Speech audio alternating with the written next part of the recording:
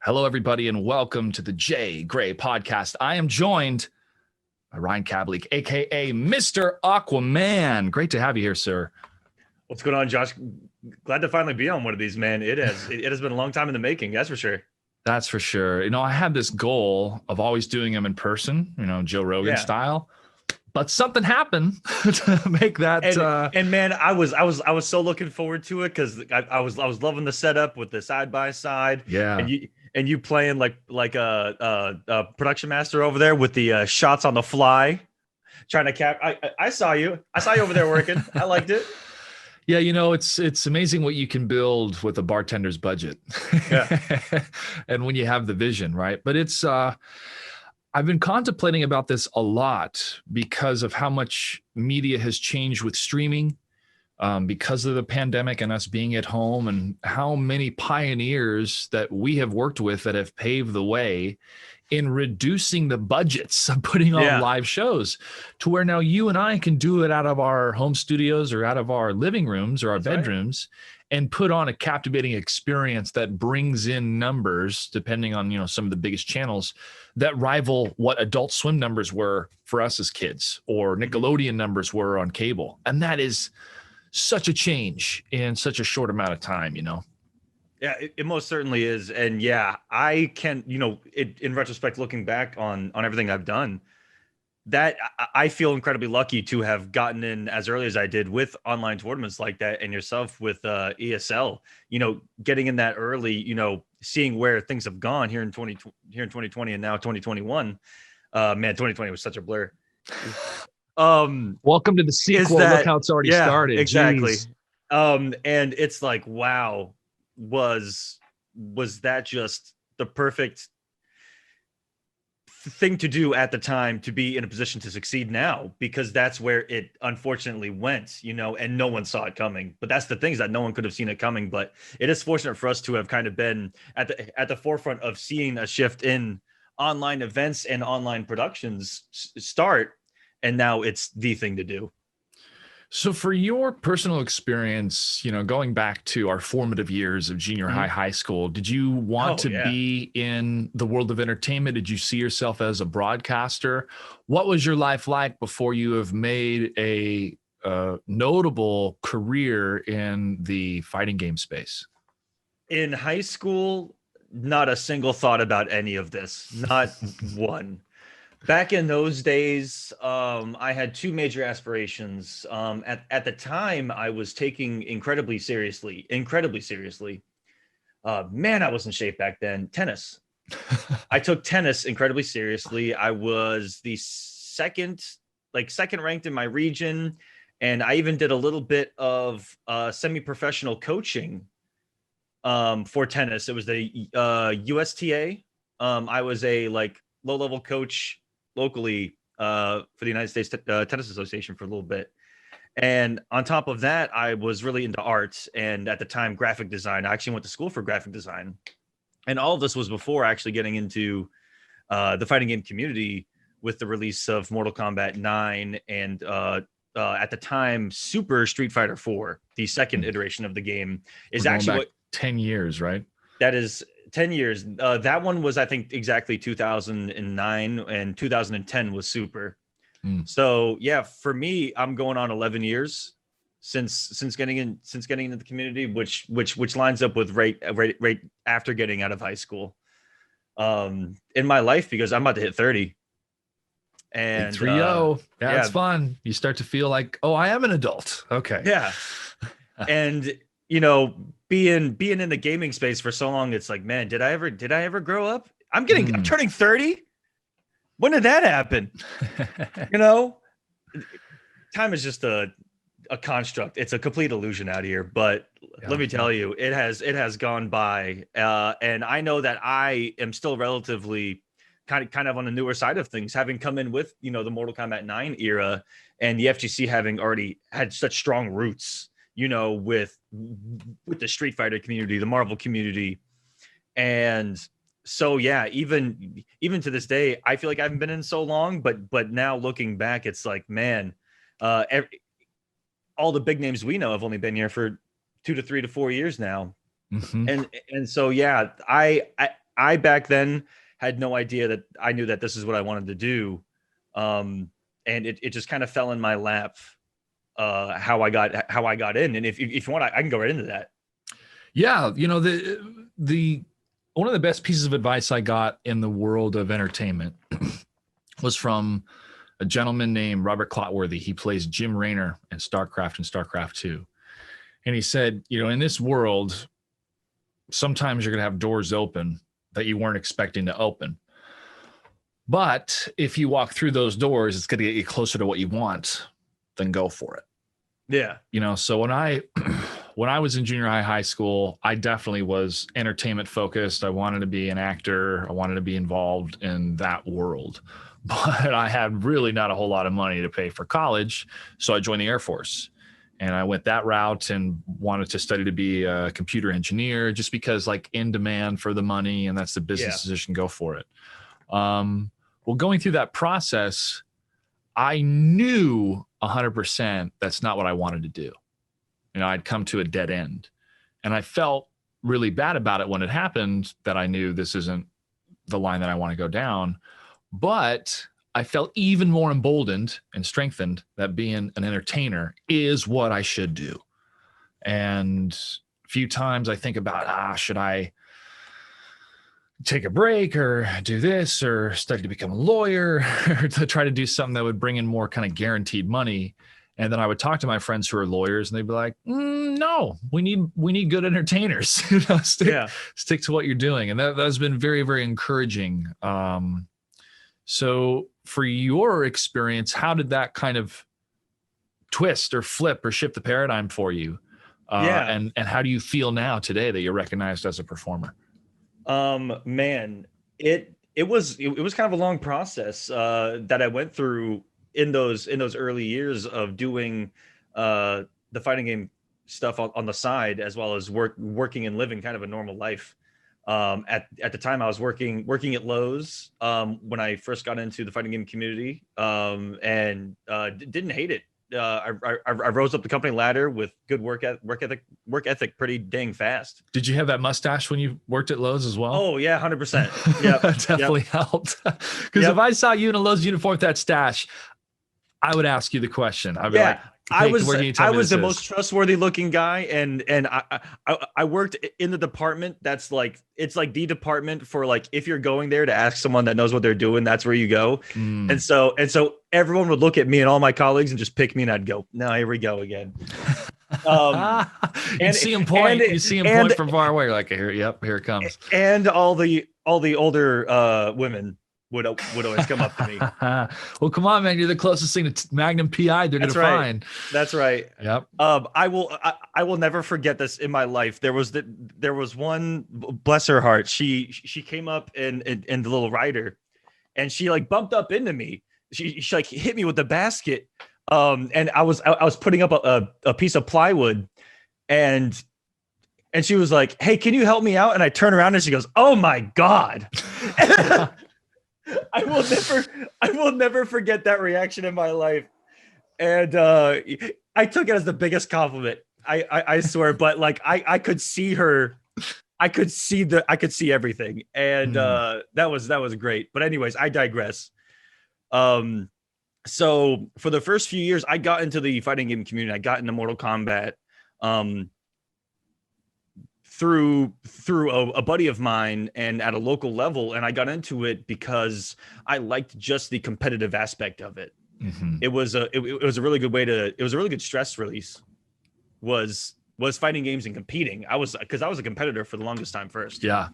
And that's what I loved about it. I was a very, I don't know what the right word is, but if you were to research my test your might years and like go back in those threads, you'll see I was a bit of a firecracker. I was a little bit of a hothead back in those days. I was a feisty competitor. Whoa, man. And cannabis, not COVID. Don't worry, everybody. And so that's where my kind of passion was at the time. And all I saw it was a hobby. Right. And I worked a job, was living a comfortable life, and I could afford to travel to these events and do it as a hobby. And that's all I saw it as, was me paying for something and getting entertainment out of it and of a sense of fulfillment for the money spent. Mm-hmm. And for years, for like 5-6 years, 7 years before I ever even made $1, that's how it was. And I was perfectly fine with it. Yeah. And it wasn't until after 4 or 5 years of doing that, where at these events, I started to get more involved with the person that was streaming it, with the person that was putting the event on, getting to know these people. And then especially got to give the biggest shout outs, and probably one of my biggest inspirations in even getting involved with all of this was Shock and Combat Network. You know, those early grassroots streams that even though you know, weren't the most technologically advanced, even though at the time kind of was, because this was all new to all of us, you know, and it was just so fun. And it was exciting to not only have a live broadcast, but then to, you know, he actually, it was when he invited me, he was like, hey, no one's on the mic. Can anyone just get up here and talk? And so I was like, you know what? Let's do this. And, but that's also, you know, years of getting to know these people. Cause I'm an introvert. The fighting game community was my way of being an extrovert. And it still is to this day. Only as Mr. Aquaman am I popular and an extrovert. Outside of this space, I'm still the biggest chill, leave me alone guy that you'll ever meet. But it was getting involved in those early grassroots events on Combat Network that really shifted my focus to, I was like, man, this is awesome. And that was the seed that was planted that turned into me. The like biggest passion of my life now is putting on shows that, like, you entertain people. Mm-hmm. and it's how you entertain them, and having those visions of like, oh my God, this would, I feel like this would be entertaining to watch. And segue into that's what the Coliseum is now for me. It's man, how do I make this the coolest fucking thing ever for someone to watch, and blah blah blah blah blah. And you know, being in a position to think that way is all of those minor successes I had along the way that got me there. Those million steps, that is the lifelong journey to now it is my life doing those things. And how I got here, I could tell you the story, but even you'll be like, that shit's pure luck. You know, I'll tell you every step of the way how I got to be what I'm doing today full time and to get my bills paid doing it. Is a lot of it's pure luck, but most of it's having just a huge fucking passion for it and following that passion and having some, and it takes having some fucking stones to take some risks and take some very huge financial risks that fucking hurt really fucking badly for a long fucking time. And no one knows about it, but you in your bank that calls you, you know, because as a tournament organizer, that's something you bear on the back end. And as an organizer of anything in this space, as a startup of anything in this space, shit costs money. And most of the time you're not going to recuperate that first or second time around. That's just some harsh advice that on the top of that entire, rant I went on there, but you can't have a brittle spirit in this game. There you go. You can't have a brittle spirit in this game. The lessons that were instilled in me, being a young kid actor, doing all the plays and trying to get an agent when I was young and going to auditions and stuff, is especially my mother told me this because she had gotten her degree in musical theater. She was a professional dancer, ballet, jazz, Broadway type stuff. And she said, you're going to face a lot of rejection. It's going to be a lonely road and it's going to be chaotic. And it's probably smart to get a degree, maybe in something else. But if this is what you want to do, then go for it. And the happiness and the good times and the body of work that I have, I'm immensely proud of, and it keeps fueling the fire. But sometimes it's like, I don't know if I want to keep this fire going. I want to keep this fire burning. And the gut check of working for startups, helping startups grow in the space of esports and gaming, working for the major studios in the video game space, working with the major studios in the film space, making a silver screen debut, making television debuts, all in the space of the last 10 years, from my sophomore year in college all the way through till March. You and I were on television in March on TBS.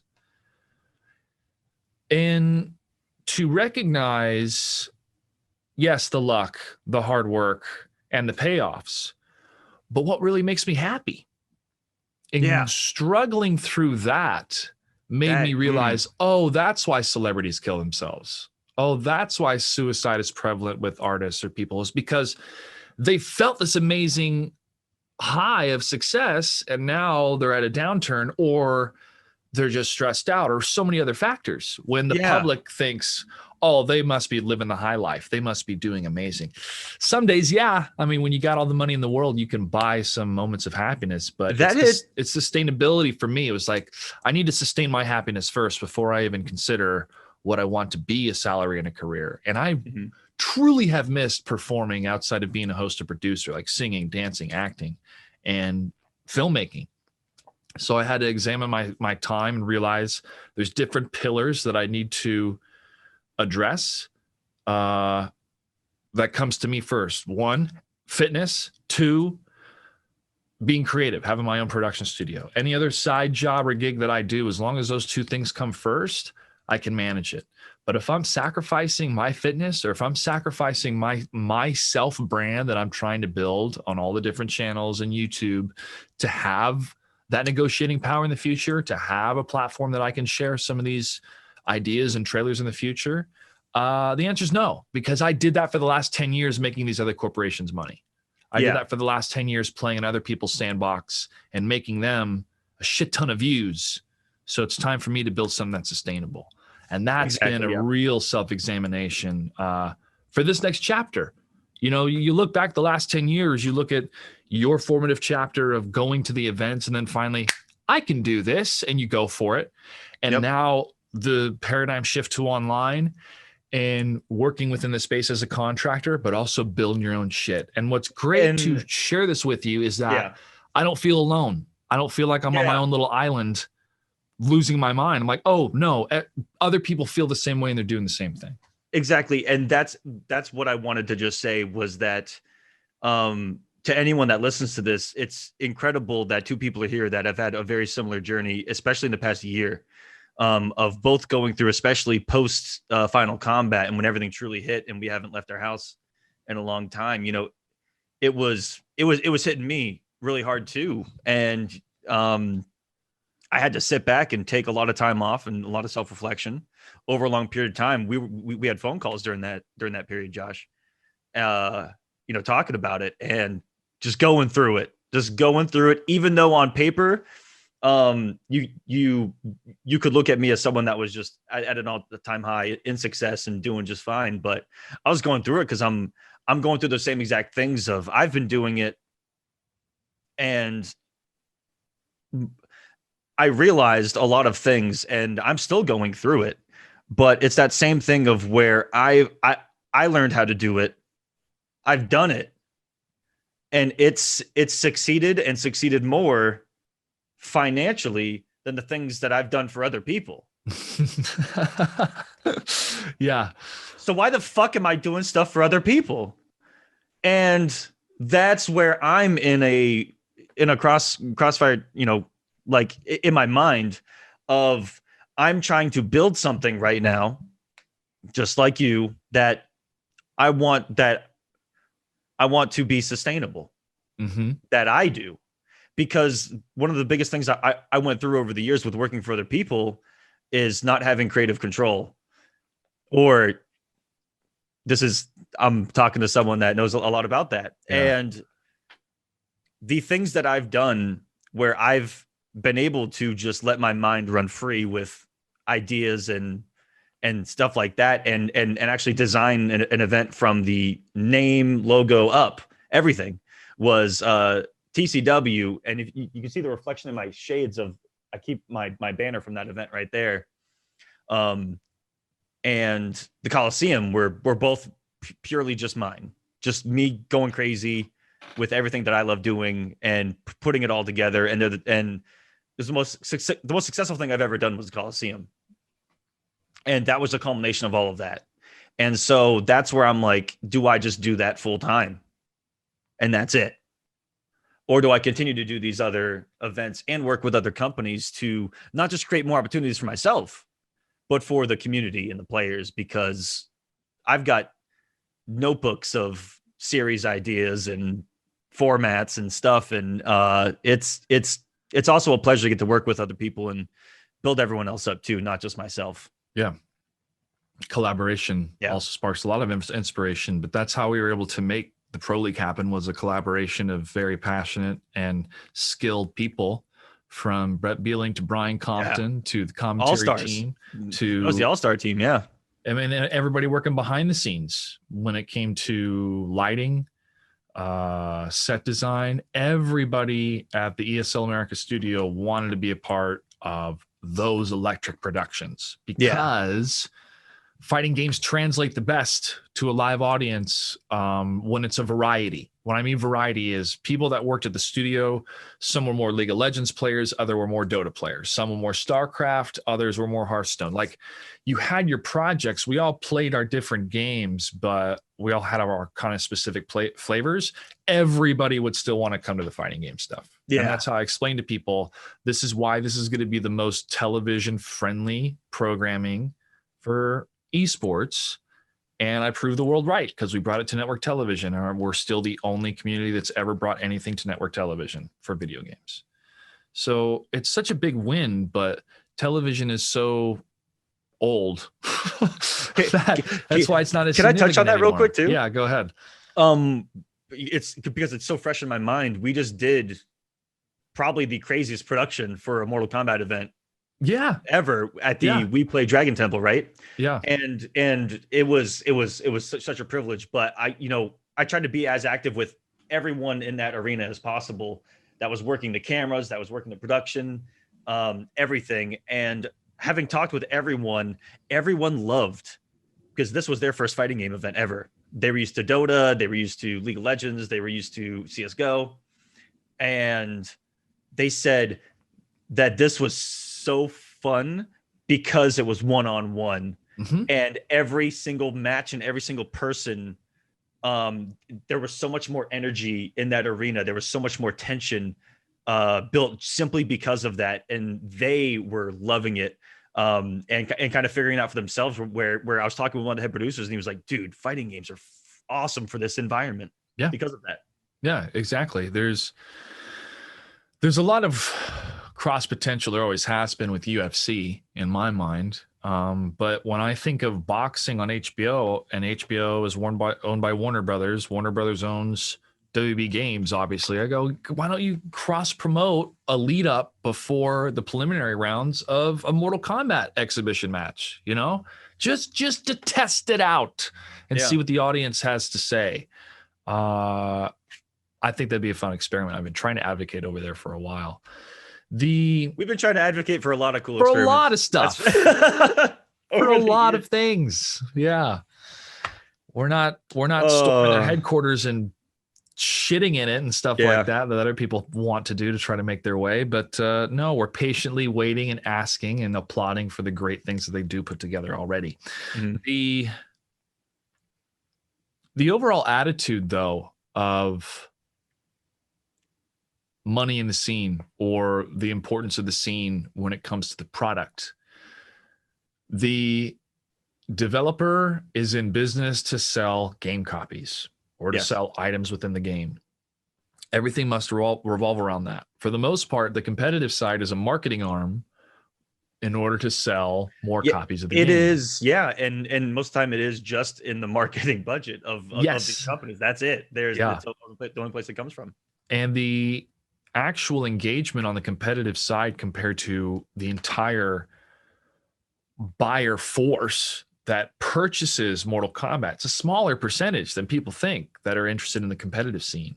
And we're an even smaller percentage of that marketing thought of even trying to advertise to it. So when people think, in comparison of the pro competition today compared to the budget for Pro League back in 2015, yes, it's a difference. Obviously, because of the pandemic, we need to keep things online. But when you look at how much money is pumped in compared to the return on investment, do you think a company is going to pump in the same amount of money at the beginning compared to 5 years later if the return on investment isn't there?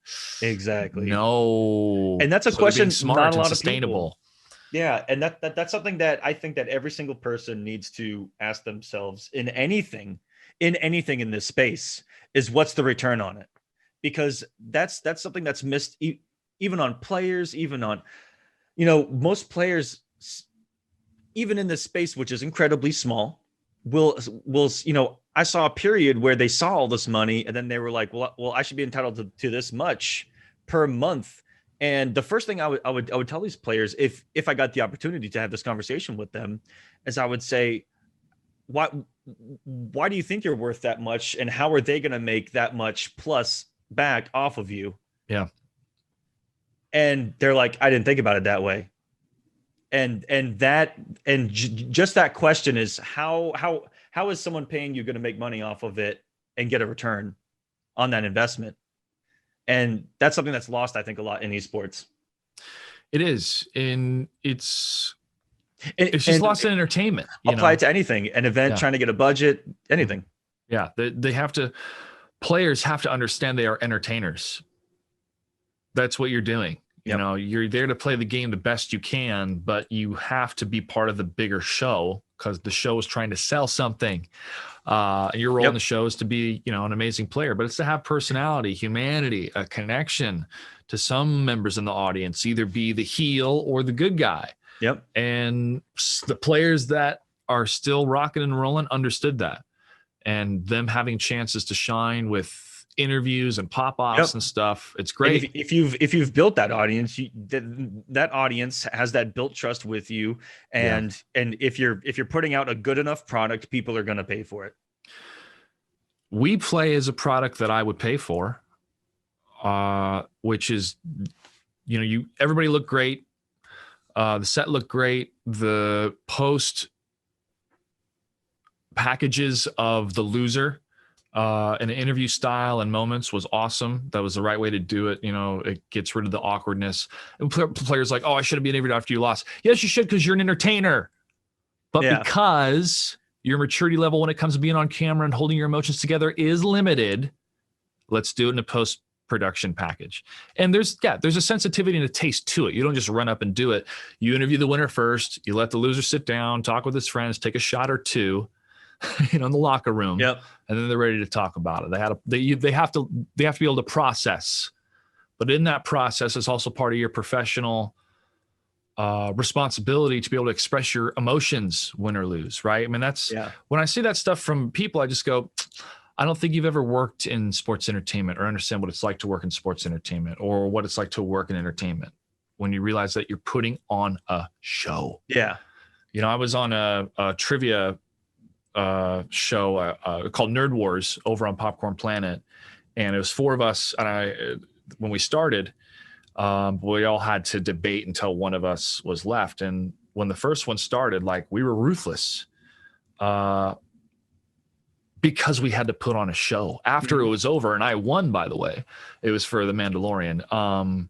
We all were praising each other and patting each other on the back, oh, I know, I love this moment, I love this episode, because it's, again, we're all entertainers, right? And I think that just gets lost in people that don't have that type of cultural education of what it means to put on a show. And the players that understand it, the player that is able to put on a whole furry outfit. Yep. No wonder he has millions of followers, right? Yeah. Because he puts on that show, and he's also authentic because it is him. He's representing himself. And that's something that's definitely missing from a lot of our space right now. Yeah. Is that we have a lot of talent, but we don't have a lot of entertainers.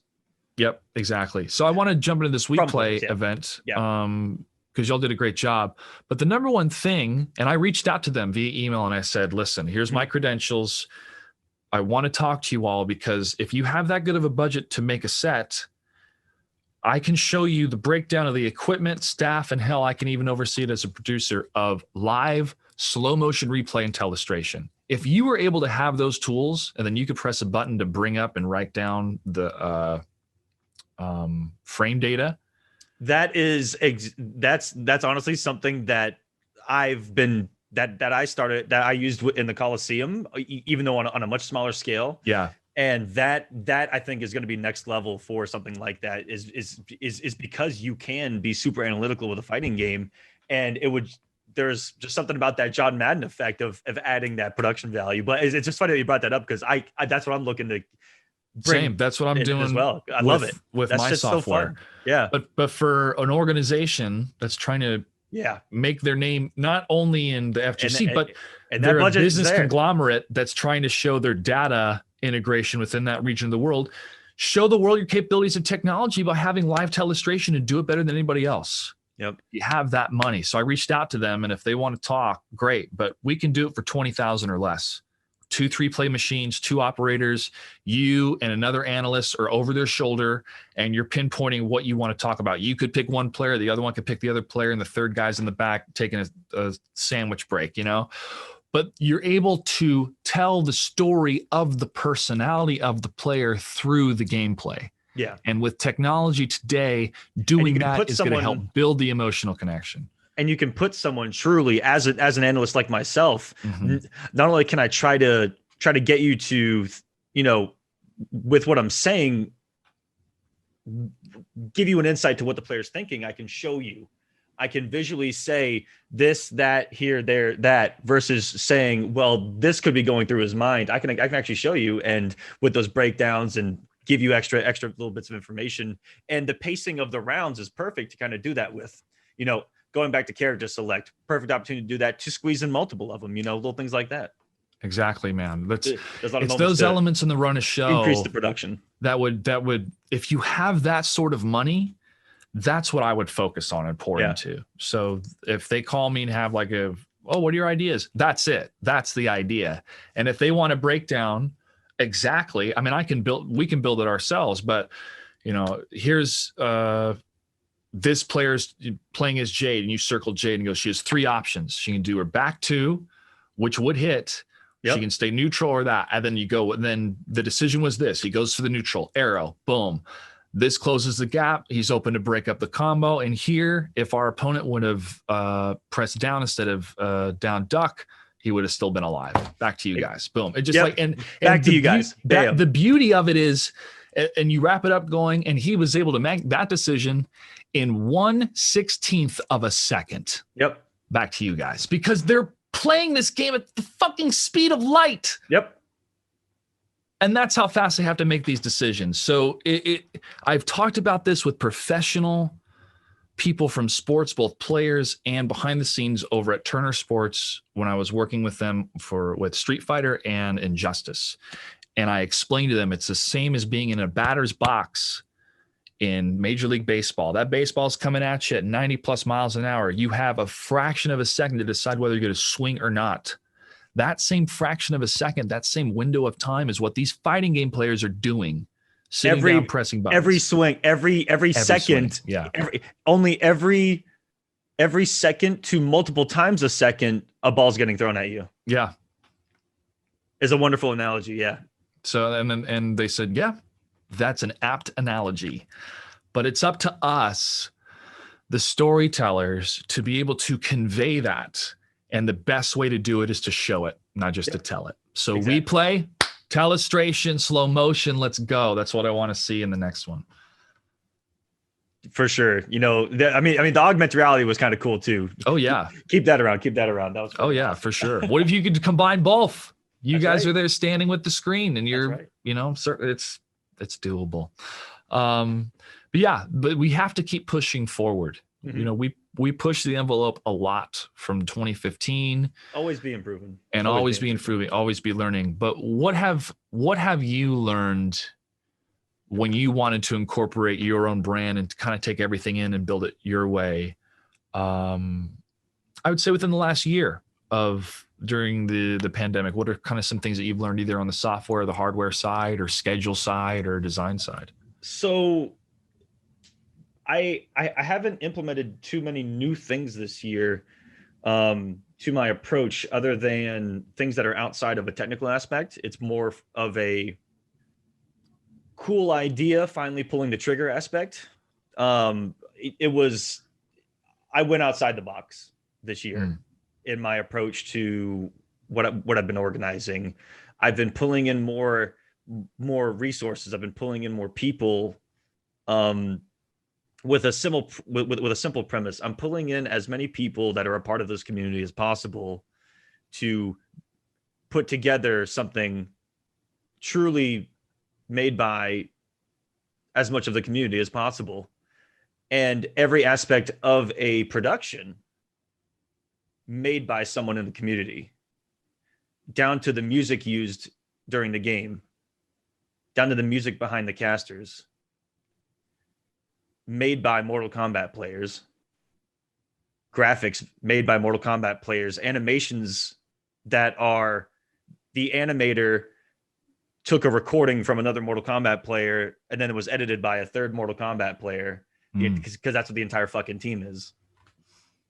And so everything that you're going to see from the ground up, and everyone involved is just people that are passionate about the same thing I'm passionate about. And that's what I was like, I want to do. That's what makes me happy. And that's what I want to pull off, because I'd be like, that'd be fucking cool, because that's what it is. It's like, that would be something I'd be proud of. For you, building it from the ground up, and for me doing the same thing, but incorporating all the knowledge that I've had of going to school for this and working for this full time in LA. Do you think that people like us that are able to democratize this technology and build our own shows, do you think we're more and more of a threat to the established media? Because yeah, we're not like sitcoms or having romantic comedies over here, but we're still time that people are spending not watching those other shows. Yes. And do you think the threat of us having such small budgets, Wayne's Worlds, because they still think we're Wayne's World people, like we're in our parents' basements, do this and that, but instead you're actually seeing people build empires off of their channels. Yep. Do you think that those established media tycoons think we're still a fad, or is our threat still growing collectively? I think that threat's getting up there. We've seen, I think that we've seen big media finally kind of take a look at it and go, oh, they're pretty big now. Yeah. And finally check it out. Like they gave it a little bit of an elbow tug with the DMCA stuff, maybe perhaps. And we're like, hey. So yeah, I think that, with its growth and with every, especially during this pandemic, you can truly see more people get into it, not just as viewers, but as those that are getting into it as entertainers. The sheer amount of time that we have these days. But I think that, records are still being broken on Twitch to this day. 3 point something million the other day, live concurrent view counter. That's pretty damn substantial. That's some of the biggest, view numbers of all time, across any platform, anything, any media. Yeah. So yeah, I think we're there. I do too. And I think it's also completely changed. Do I think fighting games are there? No, but I think as a complete space, yeah. Yeah. But that's the thing. Whenever I see articles going like, oh, esports has more numbers than the NBA. No, it fucking doesn't. Nobody collectively watches all of these games. Yeah. Just like I don't watch all sports. You don't have somebody going, look at how many people watch sports. It's like, no, you have the NBA, the NFL. Sports in general. Yeah. Oh my gosh. So when I see those aggregate numbers, it's just a bunch of idiots trying to get more money out of investors who look at numbers and go, ooh, numbers. Let me throw money at those numbers because I think those numbers are going to get bigger and I'll get bigger numbers back. That's right. And then they play video games. They throw $20,000 at a Dead by Daylight tournament that gets 60 viewers. Sick. Yeah. So how do you define success? When I was a kid growing up, success was getting that Academy Award. It was in one sentence.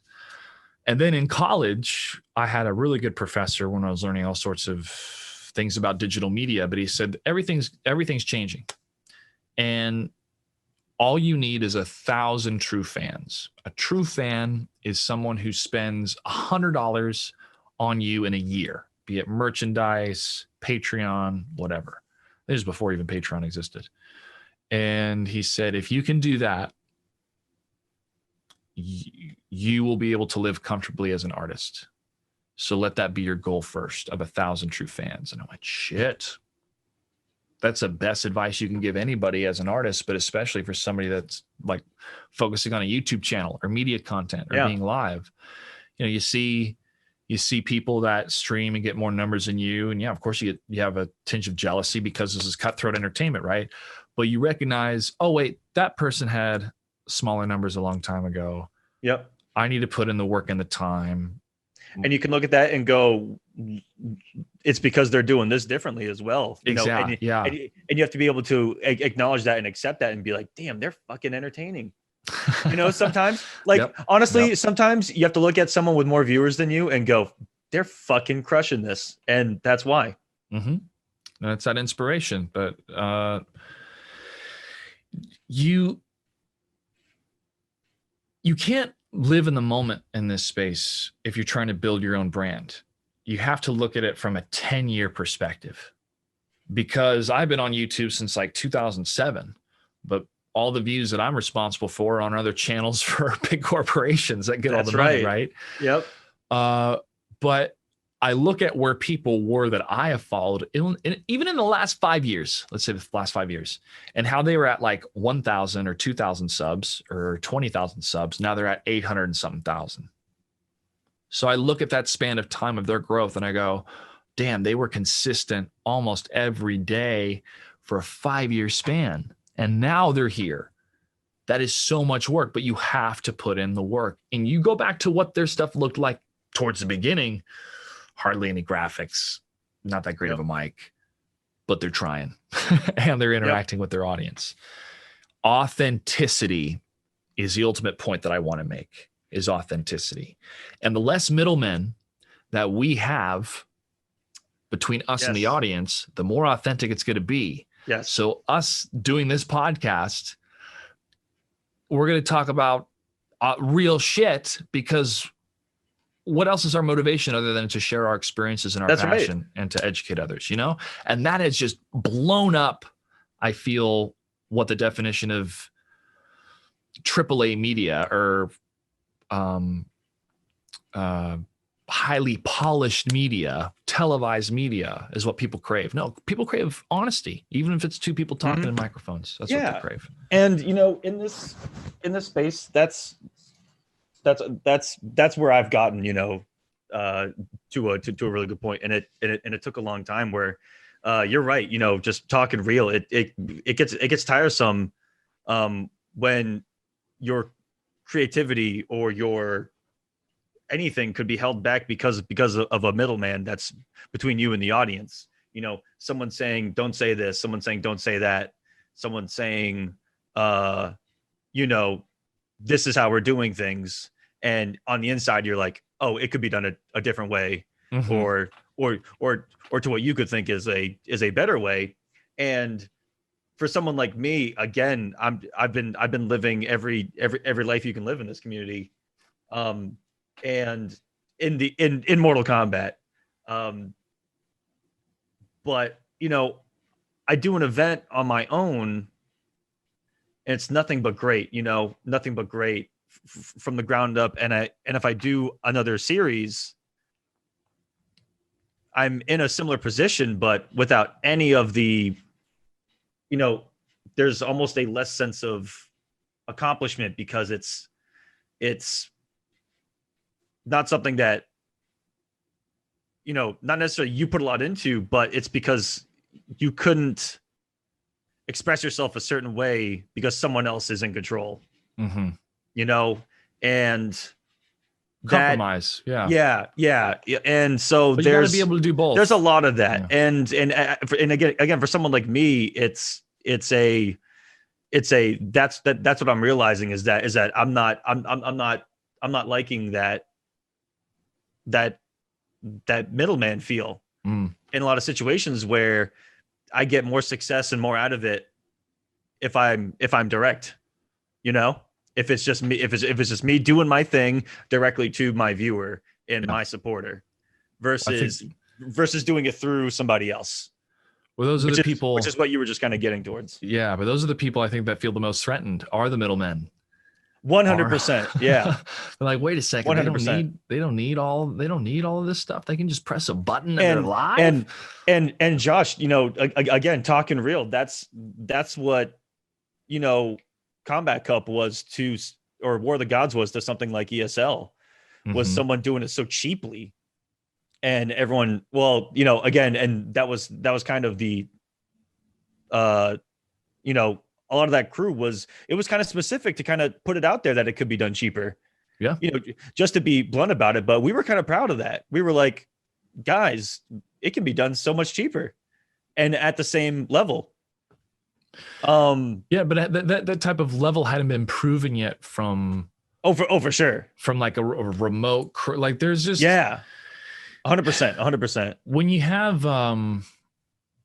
have the buy-in of the second largest movie studio in the world, they have levels of expectation because they're working, you know, they are the CW. Yep. You know, there is this established mentality they have of what this broadcast looks like. And it wasn't until we did the Fatal 8 did NetherRealm really understand what we were trying to go for. Yeah. They literally said that. They were texting during the event. Now we get it. This is amazing. Now we understand because we can't afford a big stadium. I think Fatal 8 is still the most viewed thing for competitive Mortal Kombat on YouTube history. It is. It's I believe it is still number one. I actually looked that up, and I was doing some unique research one time and found that. Nice. Yeah, that's when everything started to pivot. Is when we showed how we were able to do that with that type of budget. And Warner Brothers loved it, and they wanted to grow and see where it would go. And we were happy with having like 80,000 people tune in live back then. Yep. So you look at the experiment. That was incredible, by the way. All of Pro League was just peak. It was peak competitive MK. It was all of us taking our best ideas, putting it in a room, and an all-star team happen, too. And me shouting until it happens. Yeah, look what all of them are doing now. They're all still doing incredible things in the space, whether it be Mortal Kombat or beyond. In some cases, you know. Oh yeah, it was lightning in a bottle. I just worked with Brian yesterday, Josh. Nice. Yesterday, you know. Nice. Yeah, it's lightning in a bottle, and it's really talented people that wanted to make the best show possible, and the difficulty is sustainability, right? Yeah. So after Warner Brothers spent around $2.3 million at least, so I guess maybe between 2.3 and 3 million, because they could have bought ads on the side or bought ads on Twitch and stuff for front page, and I don't know what that stuff costs that they did direct sales with other vendors. So we'll just say 3 million. I know what 3 million looks like budget wise back then. Of what we were working with. Bro, if Warner Brothers had a budget of 3 million, we could make online. I mean, it'd be online, but it would be so comprehensive in the sense of we have a whole blueprint. All of the nations of the world know what we're doing. And that's what this competition has evolved into. I wasn't too thrilled that they announced it like 2 weeks before it started for a lot of people, even though we're stuck indoors. And there's no home base. There needs to be a home base, somebody that gives us results every week. And I keep looking around, I'm like, shit, I think it's me. I got to be the one that records stuff and tells people the results. But we need a home base to tell the story. And that's just the one thing that I feel we lack. Is just a home base to tell that collective story. We have the website, we have the printed information, but this is an audio video format, so we got to be able to do that. The point I only do it with retweets because it's just so much. It's just so much out there. But you're right. It's because there like even for someone like me, I get caught off guard by events every day. I'm like, or like something going on where I'm like, man, I had no idea, because there isn't that place for me to go every day to go, oh, this is what's happening. And we have the self-producers, we have other events going on, which is great. And it's, as long as stuff is churning collectively as a group, that's ultimately the greatest payoff of having created the Pro League, has inspired people to keep building stuff, because we have realized that, yes, that you was the can inspiration. build this from home. Mm-hmm. And Warner Brothers will make the finals great. Let's do it. I love it. Let's do it. The really cool thing about it is it keeps a lot of the lifeblood of the game and the community going naturally. Yeah. With or without the money. The difficulty about that is people are going to get burned out. Yes. And I'm committed. My formats are committed to not be brackets. My formats are committed to players that I've already chosen, and they face off in first to tens, and I pay them just to show up. And then if they win, they get paid again. That's how I like working as a producer, because I feel everybody else is taking care of the bracket format. Yeah, exactly. And I'll tell you right now, anyone looking to get into running online tournaments in Mortal Kombat right now, if you're listening to this and go, I want to do it, good luck right now. There are so many people running online tournaments, and just being able to schedule a day of the week to run something right now is hard. So it is a difficult space to get into. You know, again, a lot of people being inspired to do that, and because they've seen the success of it, you know, with the stuff I was doing early last year with Coliseum, and then Destroyers Champions of the Realms and Destroyers Mortal Kombat series prior to that, like all of those online series that were just, you know, because we're succeeding. Mm-hmm. We had Battle for Seattle last year. They see that, yeah. I did that on my own, and then I had local artists, and featured a bunch of music, and people still hit me up about the playlist. They're like, this playlist is dope. Yeah. I wanted to do it again, but limited funds, because I'm not going to ask players or artists to do it for free. Well, the artists try to get a kickback on their Spotify, so they're at least getting something. That's the hardest part about what I'm doing now, is trying to get everyone paid with a budget of $0. Yeah. And you know, and it was a lot easier last time I did it, because I produced it, I did all of the live editing, I did the commentary, and I was working the bracket. Yep. All myself. Yep. For what was 17 shows. Yeah. And this time around, I'm bringing my buddy on to produce it for me, so it takes that away. I'm bringing on another admin, so it takes that off of me. And of course, bringing on more artists in the community, it's trying to get them fed and them paid more than anything else. And that's what and that's where, again, I'm trying to create something that's sustainable, while also at the same time trying to get them paid and also looking for opportunities. So again, it's like, which one do I commit to? Yeah. Sorry to interrupt you on that thought, but it was like the perfect time to. It's the same thought, exactly brother. What I'm going through. Yeah. Yeah, we are on. Yeah. We're reading the same book. Yep. We're on the same page for sure. The understanding of that, though, of I want to create something that everybody feels like they were grateful to be a part of, not another, hey, can you volunteer your time? Hey, I'm doing this. Can you work for free? No. I did a number of charity events over the summer, which I was super happy to be a part of. If somebody asked me to do another charity event, I go, I'm doing a charity event. It's called I'm Fucking Broke. All right. Here's my Patreon. Here's my Venmo. I don't have any money. I don't feel comfortable asking for other people to give money to donate to others when I could use that money. I'll do it because you can donate to me at paypal.com/Joshua Gray. Yeah. I mean, it's like, because that's what my YouTube is trying to build entertainment that's good enough that people want to pay for, like $1 on Patreon or whatnot, or hit the join button on YouTube. Cool. We'll get there eventually. And being part of endeavors to help people is great, but I can't stretch myself so thin that if I give up a day of editing or looking for a part-time job and do this charity event, I'm going to regret it. I'm going to resent it. And I don't want to be in that headspace. It's terrible. So Yeah, it's I just find it funny in the scenario in my mind if somebody emails me and like, hey, we loved your work on the last charity. Wonder if you can do another one. I'd have to politely decline, but I'd like to write the email. I'm broke. I am broke. Right? Oh my! There are times like I honestly don't know how I've done it, but I usually say yes to everyone that asks me to accommodate something, and it could be anything. Yeah. But I think a lot of people are afraid to ask me, and that's why I've gotten away with that philosophy. Until recently, people have been noticing that I just commentate everything, no matter what it is. And a lot of people started asking me recently, and I'm like, I've got so much in the works, and I know how much I'm going to commentate soon that I'm gonna just have to say no. Like that burnout, even on this end, is incredibly real. And I myself am going through another existential crisis. I've got like 4 of them going on this year and last year.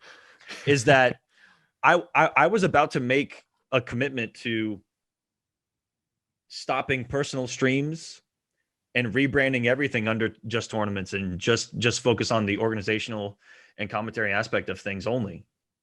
And that like, but then I miss out on that nice casual experience that I like to have with the people that I've built that with. And it is hard when you do more than one thing.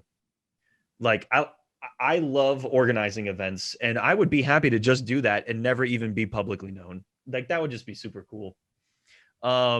Just being a commentator is like super cool. Just a streamer, just just an admin. I love just adminning a bracket. Fucking time of my life. I am an expert at Smash GG. Let me tell you, if anyone asks me to admin something, I'm like, fuck yeah, I go in there. Oh, I love it. It's great. So it's really hard to have, one brand when I have so many. And on top of those brands, I've got the billion other brands I've built, and that's hard. But I also know people struggle even building just one. So I'm kind of proud of myself on that one. Mustache, alcoholic, fucking Ron Swanson. I've got a billion of them, screaming on commentary. I've got so many brands I've built over the years, but it's becoming a lot right now. But I do like doing everything, and that's been the brand, and so that's what I've decided to kind of stick with still. Amen, brother. I've had conversations over the years that'll pop in my mind sometimes of like, you got to be more focused. If you're going to build a YouTube channel, you should only focus on 1 or 2 things.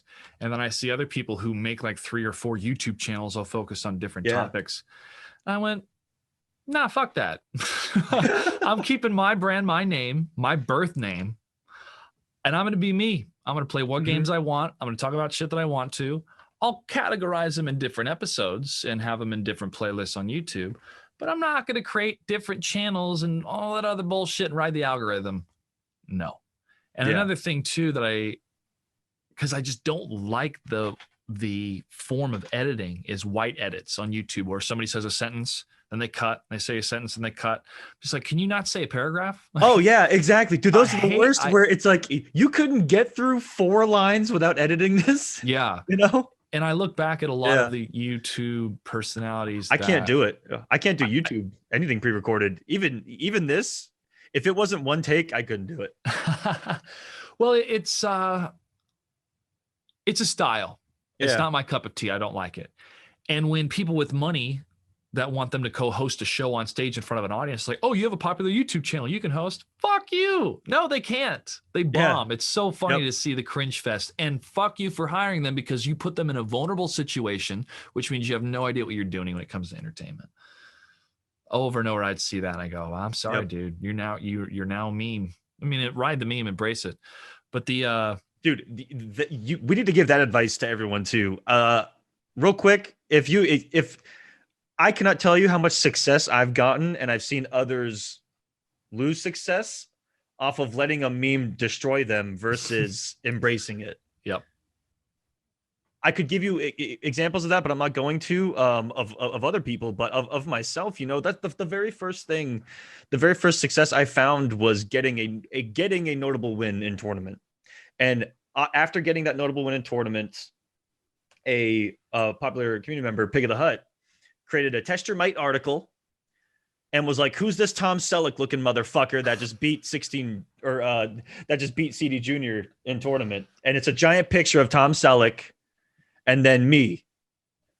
And you bet your ass I fucking rode that mustache ride until where I am today. You're welcome. Thank you, Pig. Yeah, nice, man. And until recently, I just changed it. Like on Test Your Might and on Smash GG, I had a Tom Selleck profile picture for the longest time because of that. Yeah, beautiful, guys. Yeah, don't because so many people, will take something so negatively and let that literally destroy them from the inside.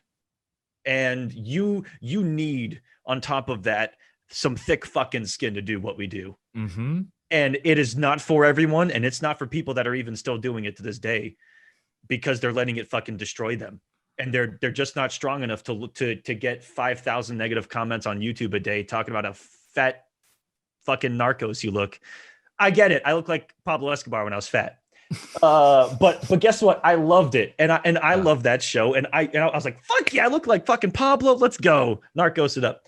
But you can't let any of that get to you. You just can't. And so many do, Josh. They do. These keyboard cowboys, man, don't give any weight to their opinion. Yeah. And sometimes when I'm on Twitter, because I've been doom scrolling lately and guilty of it because me too. Yeah. Sedition. I think of Fiddler on the Roof. Sedition. Just Tevye walking around. Sorry. All you Broadway musical folks, you know what the fuck I'm talking about. Once a week, once a month, be like, oh, all this drama on the FGC, all this drama in NetherRealm. I'm like, I don't know what the fuck you guys are talking about. Maybe I don't follow the right people. Yeah, exactly. But exactly. I just see that and I go, should I be in tune with that happening, or am I just too mature for this? I think I'm just too mature for this. I think so. It's probably what it is. And I just feel the need to say this. And I said it I mirrored what Ad Solo had said one time on Twitter. It was during the Dragon Temple event because we were offline, and she made what I thought was like the perfect comment I think I've ever seen. It's, people need to realize that everything that is NRS Twitter is not what the community is, and it's not what you will see or deal with or even know about at an offline tournament. Yeah. People need to realize that people like me see all like a lot of people that came from that era. Or people that just don't go to tournaments. They just don't know. It just isn't there. Everyone's there to have a good time, compete in bracket, try to win some money, have a good time with their friends, just fucking chill and smoke some weed. Yeah, exactly. Bless. That's why people come to me.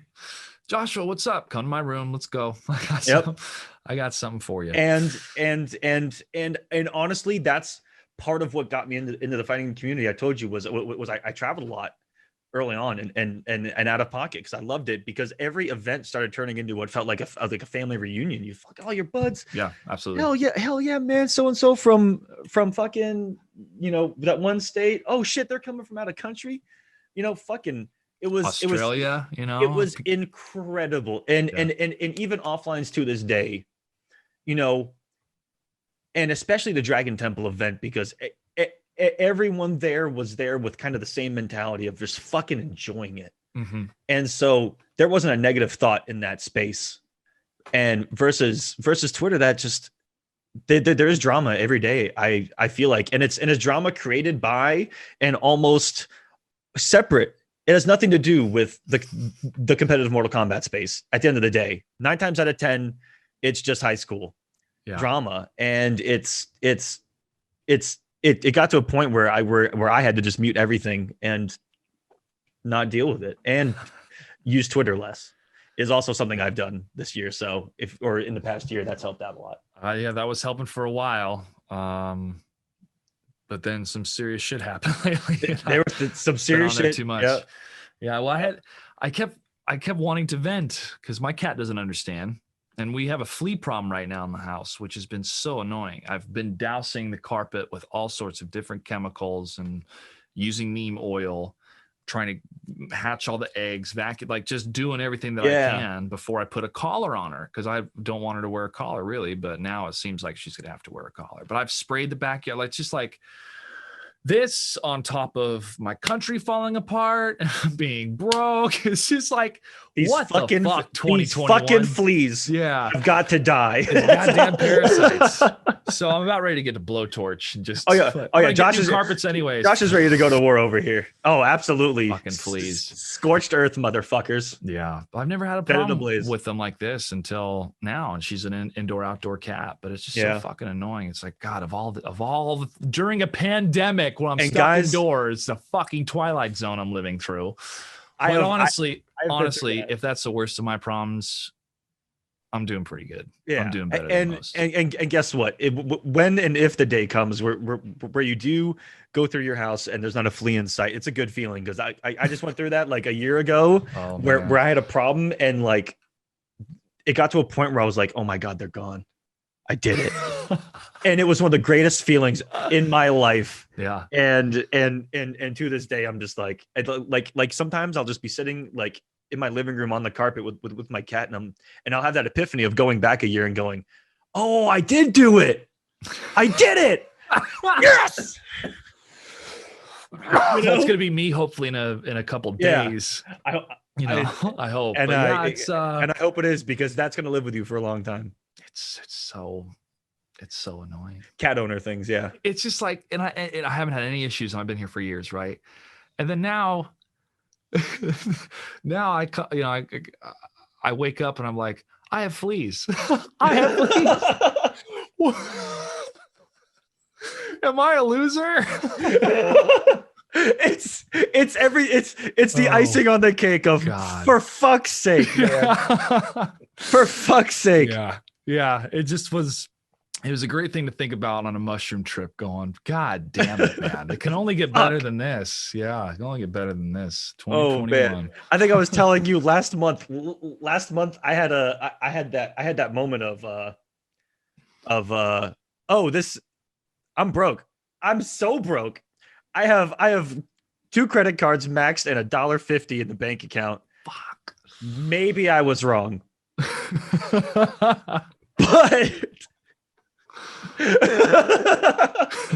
I have that moment twice a year. So if everyone thinks that it's just racking in the dough, I'm sorry. It's barely getting by, getting by right now. I'm 10 grand in credit card debt, and I was free of credit card debt last year.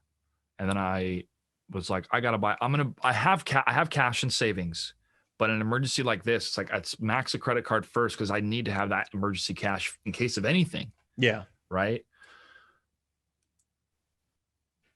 The only thing that's really helped me not have a breakdown is to realize that I'm not alone. Most of my friends are doing the exact goddamn same thing. Yep. And the government and all the hoopla and the bullshit and whatnot,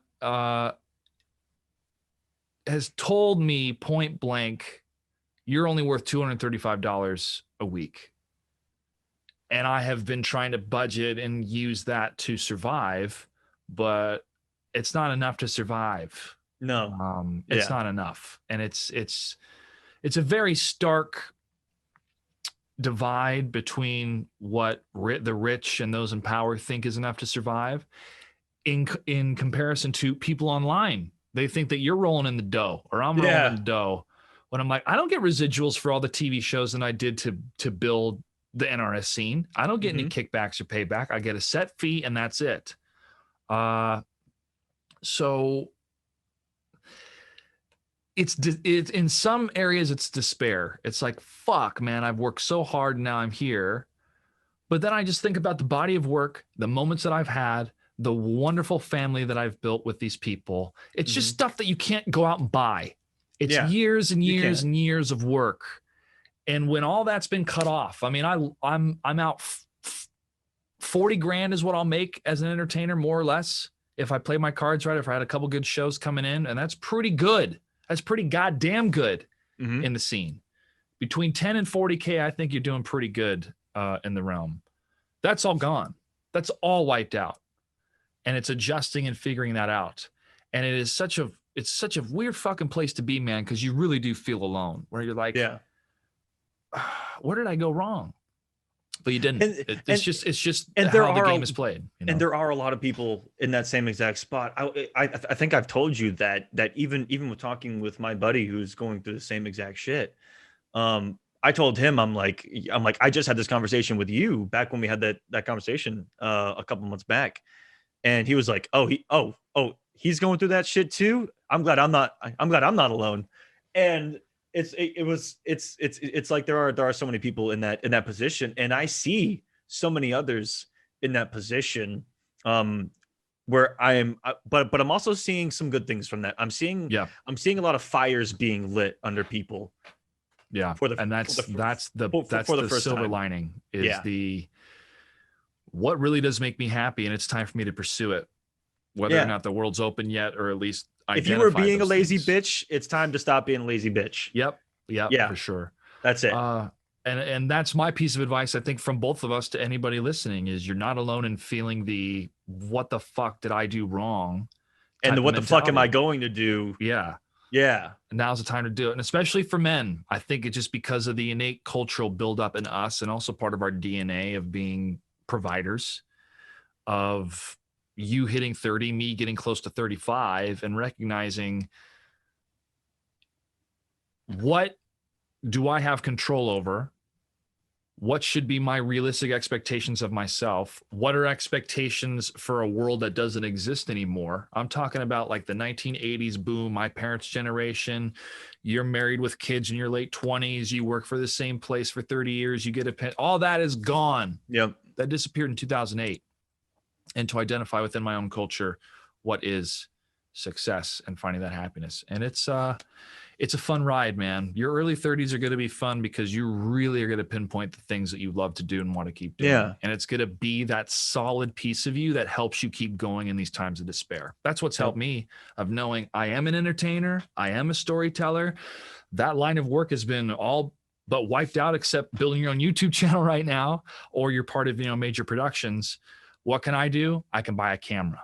I can learn how my 4K camera works. I can clean up my house and set up positions and shots, write this trailer, work with local artists to make some music videos. There's things that I can do to make that fire keep going. Mm-hmm. And distilling all of that through what's been wiped out into what I have before me, that's the way to do it. That's the way to move forward, instead of crumpling in despair and woe is me, because God damn, it's easy sometimes. It's really easy sometimes. Have those emotions wash through you. You have to have that Wayne's World mentality of build it, and they will come. Build it, and they will come, man. Build it, and they will come, guys. But just like then, you got to put the work in, and you truly got to have a passion for this stuff. And I think that people listening to us talk about this need to realize that, because I have gave some cautions to this tale, and that is that it isn't for everyone, and you guys need to look on the inside for that. And because so many people don't even like the game that they're playing, they're like, this game fucking sucks. I shit you not. They're just like, this game fucking sucks. Yeah, I complained about wake ups. Live with Combat League, sub to my channel, and and I'm like, fuck that. And I'm like, you're miserable. And especially if your stream is miserable, your viewers are probably miserable, and like, I think that doesn't resonate well, and I think that people need to go back to having a good time and truly enjoying what they do, because I feel like has been lost over the past couple of years, really, since Injustice 2 dropped. I've been seeing so much fun lost, in so much passion lost in actually enjoying the games that they're playing. Yeah, it's realistic expectations, or working for, like even as a commentator or host, if you fucking hate the game or the players, it's like, why are you doing this? Yeah, it's they're chasing this dream of, if they keep putting in the work, then they're going to get this audience and they're going to get this following and they're going to get this money and they're going to be able to make a full-time career out of it. But it's like you're working against the grain, because the reason why those people have built up an audience is because they're entertaining to watch. They're captivating. That is what separates someone like me from so many others in a similar position as even just as a Twitch streamer. Nothing else aside. Look at nothing else that I'm doing. Look at me just as going live on Twitch, Mortal Kombat and chill. And why do I have more viewers than everybody else? Because you're entertaining, man. You understand the game. Mostly because I'm drunk, but that drunkenness leads to entertainment. All right. I've been around drunk Aquaman. He's very entertaining. Yeah. Very entertaining. Yeah. And just that alone, and of course, good production value. People fucking love cool graphics that are fucking well done, and just having a webcam sets you apart from 90% of the streamers on Twitch, because they are just live streaming direct from the PS4, no production value whatsoever. Guys, increase the production value. Josh can attest to that. Is a huge advocate for that. And you know, what's going to set you apart from someone else that's doing the same thing? Exactly. And always be thinking that. You always got to be thinking. You have to be flexible, adaptable, but you have to understand that you're building a destination that people want to come to. They can go anywhere. They can watch anything. And you know, sometimes I'll have a stream on a second screen and I'll be playing a game, which happens a lot too. But you have to have a reason why they want to show up. And imitation is the most sincere form of flattery, but try to put your own spin on something. Don't directly copy paste. Sprinkle a little bit of something different on there to set yourself apart. Yeah, I see that a lot too, just as a little side. I have received positive feedback in two forms from the two different tournaments that I put on. One for Battle for Seattle. NetherRealm and others really liked the music. They liked the setup. They thought it was great. Then I did For the Trees, the Swamp Thing invitation. Yeah. And one of the developers who designed Swamp Thing got my number from one of the other NetherRealm employees and texted me saying, "Hey man, I'm so appreciative you're able to show off Swamp Thing. The design team really liked the event." And you know, it had like 200 people watching at the time, which wasn't a whole lot, but that text, that's going to fuel me for the rest of my life, man, because somebody who worked their ass off within the parameters of designing Swamp Thing, designing the moveset, balance, him not being used as much in tournaments, but then he got to shine. You know, it was like seeing the unsung heroes of the design team being showcased. And that shit matters. Yeah. It matters to those 200 something people. And it feels great, man. Matter. Yeah. You get that sense of fulfillment. Yeah, you're broke as shit, but yeah. But you've got that sense of fulfillment. I got my latest one, I should say, from Ed Boon at Final Combat, who I never thought I would hear this from him. I don't think I've ever even said this, but Ed Boon, I shit you not, came up to me after the show and he said, "Great job, man. I can't imagine any Mortal Kombat tournaments without you." That's awesome, dude. And I almost cried right there. Yeah, for sure. Yeah. You know, Ed Boon is a rare person in the video game space to have stayed with his product, his idea for 25, 26 years, almost 27. I can't really name anybody else that's done that. It's really tough to think of anybody else that's done that, you know. It is wonderful to be able to work with NetherRealm. With all the developers that I worked with, I've worked with every single developer that's still active in the competitive space in one form or another. NetherRealm is my favorite to have worked with and keep working with for a number of reasons. But when you see development team members show up to the tournament at Combo Breaker and they're all in the front row and they're going crazy like with everybody else, it means that they're in like Flynn trying to make this thing happen. Limited budgets or no, they want to keep this thing going. And I'm super appreciative of that. Yeah. And they have helped me have a lot of success in my career. So thank you, NetherRealm. And let me tell you, Josh, the community just fucking loves you. And that is one of, if not the most powerful weapon that I know I wield, is that a lot of people love me. And that is a very powerful weapon to have in this space. It is. That's what executives are looking for. Do you bring an established audience that trusts you? Yeah. Yep. I try to. I've built it, but there's three currencies in the world of entertainment and in the world in general. There's money, relationships, and time. And the audience that you build has done the investment they'll never get back, but they're always happy to be a part of, and that's their time. They've put their time into watching you, and that is the most valuable currency, in my opinion. Talking about the last event, the Final Combat event, which was awesome. Amazing tournament. We had a great time. It was a marathon. We made the best of what it ended up turning into the day prior. And I was so angry. I was irate. Like, the crowd's out. Like, they're here. Yeah. They flew and we can't bring them in. Warner Brothers made the right decision. Yeah. They did. We were all hurting that first day. I think late in the second day, everyone there was like, okay, there's no undoing it. So let's make the best of what we got. And, everyone there did just that. Yeah. They were like, we still need to do the best job that we can from a production standpoint, and the players from a play standpoint, they're still trying to win the world fucking championship here for Mortal Kombat.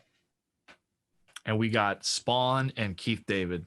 Yes. That was amazing. And you and I both got to speak to him behind the scenes and have some time with him. That was awesome. Oh, what a gift, man. What a gift. Incredible. What a gift. I still have, I shit you not,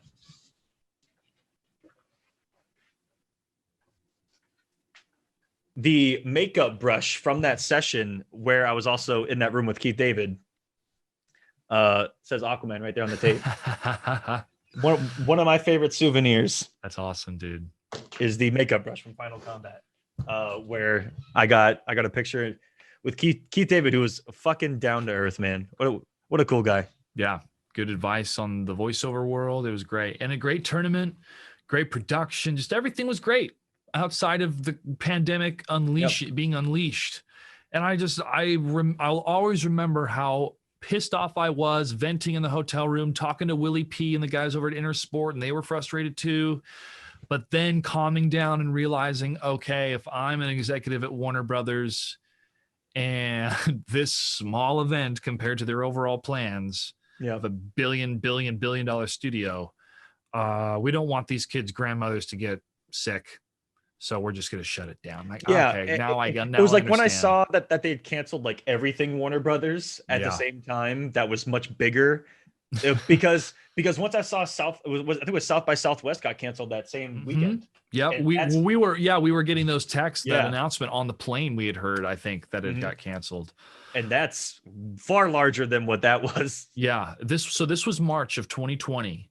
Yep, and I remember kick-ass event.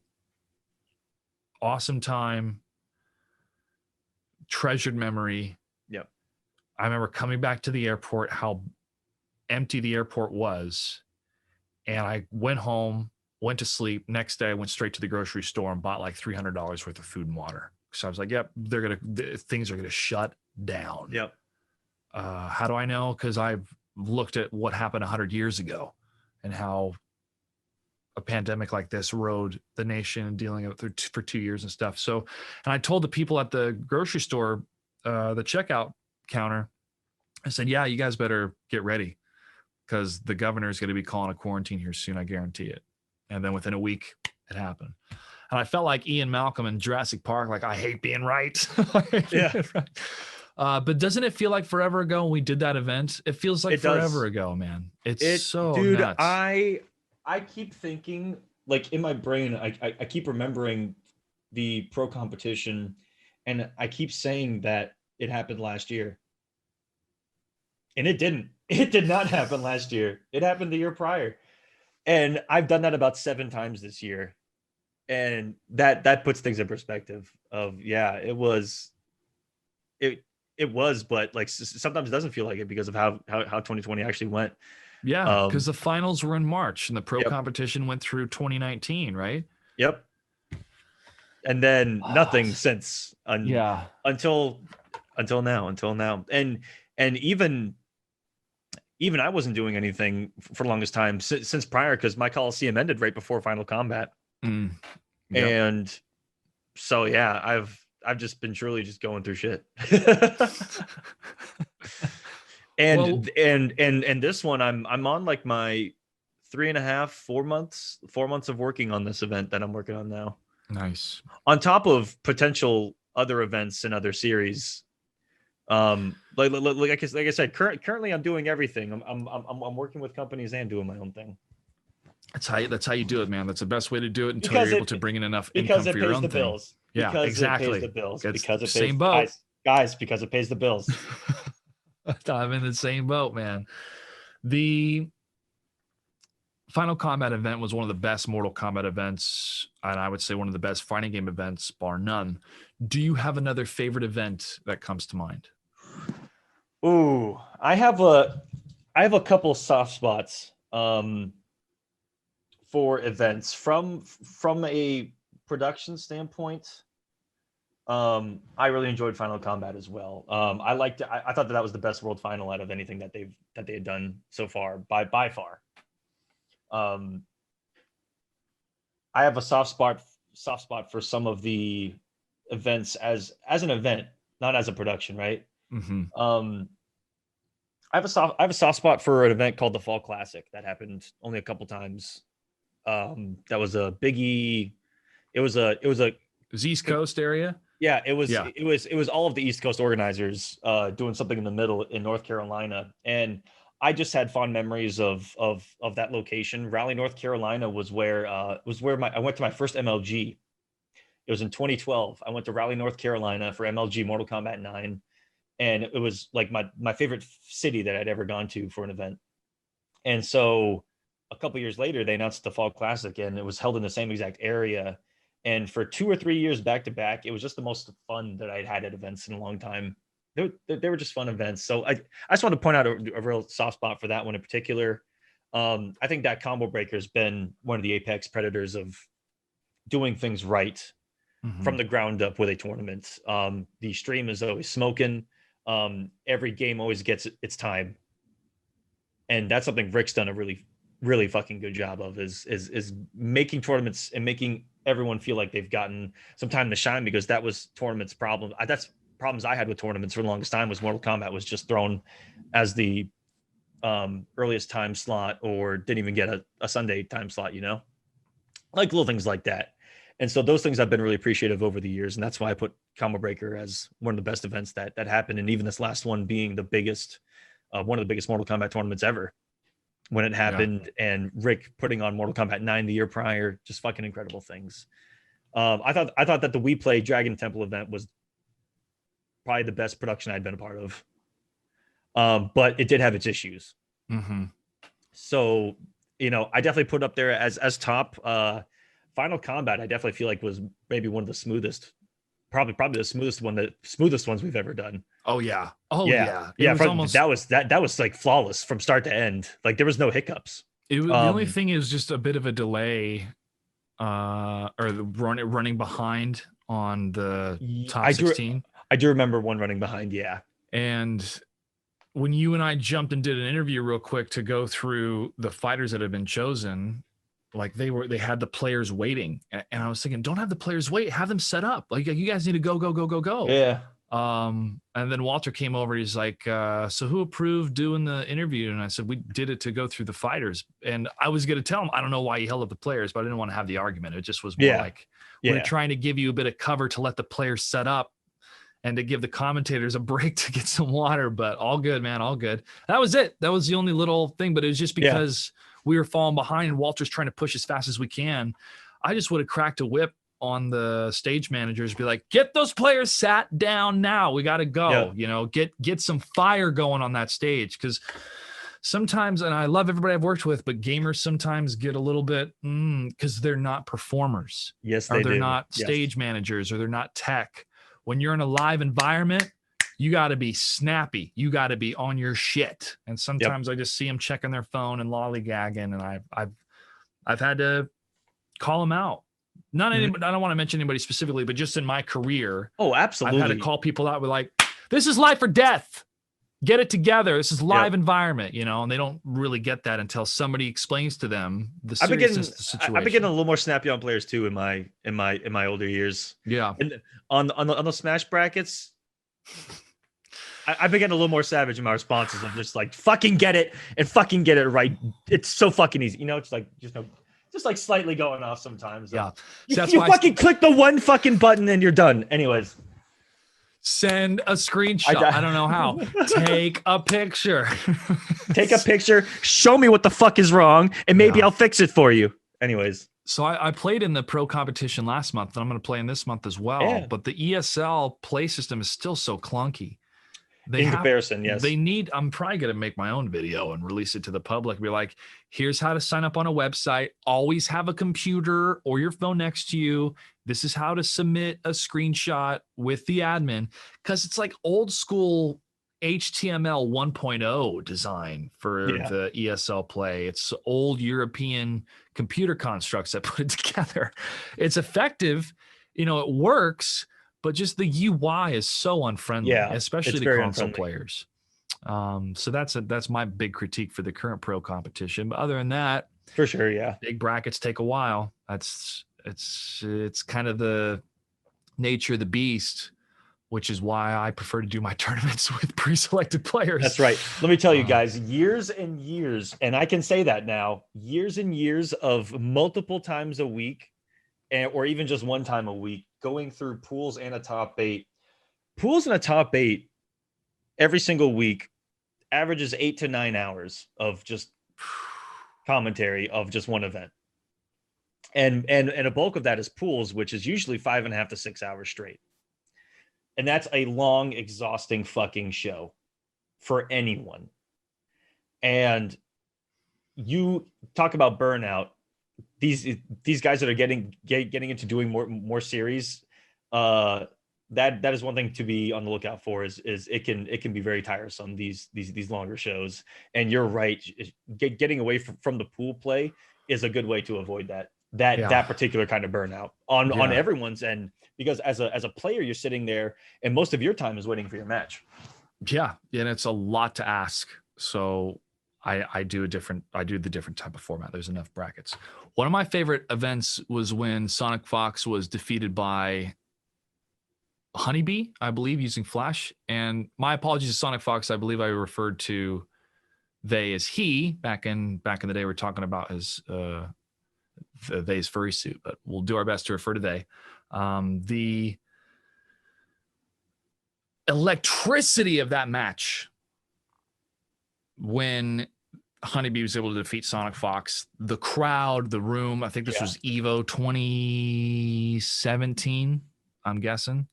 I wouldn't know the year, huge. But I know the event because of just that moment. That moment was just huge. You know, I don't know if EVO's ever going to come back. EVO has been disrespectful to me personally, but also to the NetherRealm scene for years. I like Markman. I've never interacted with Chris, but the other gentleman who was revealed, crazy shit. So, in your opinion, do you think EVO's going to come back? Do you think it'll have a mainstay in Vegas in the future, or do you think it's done and something else will take its place?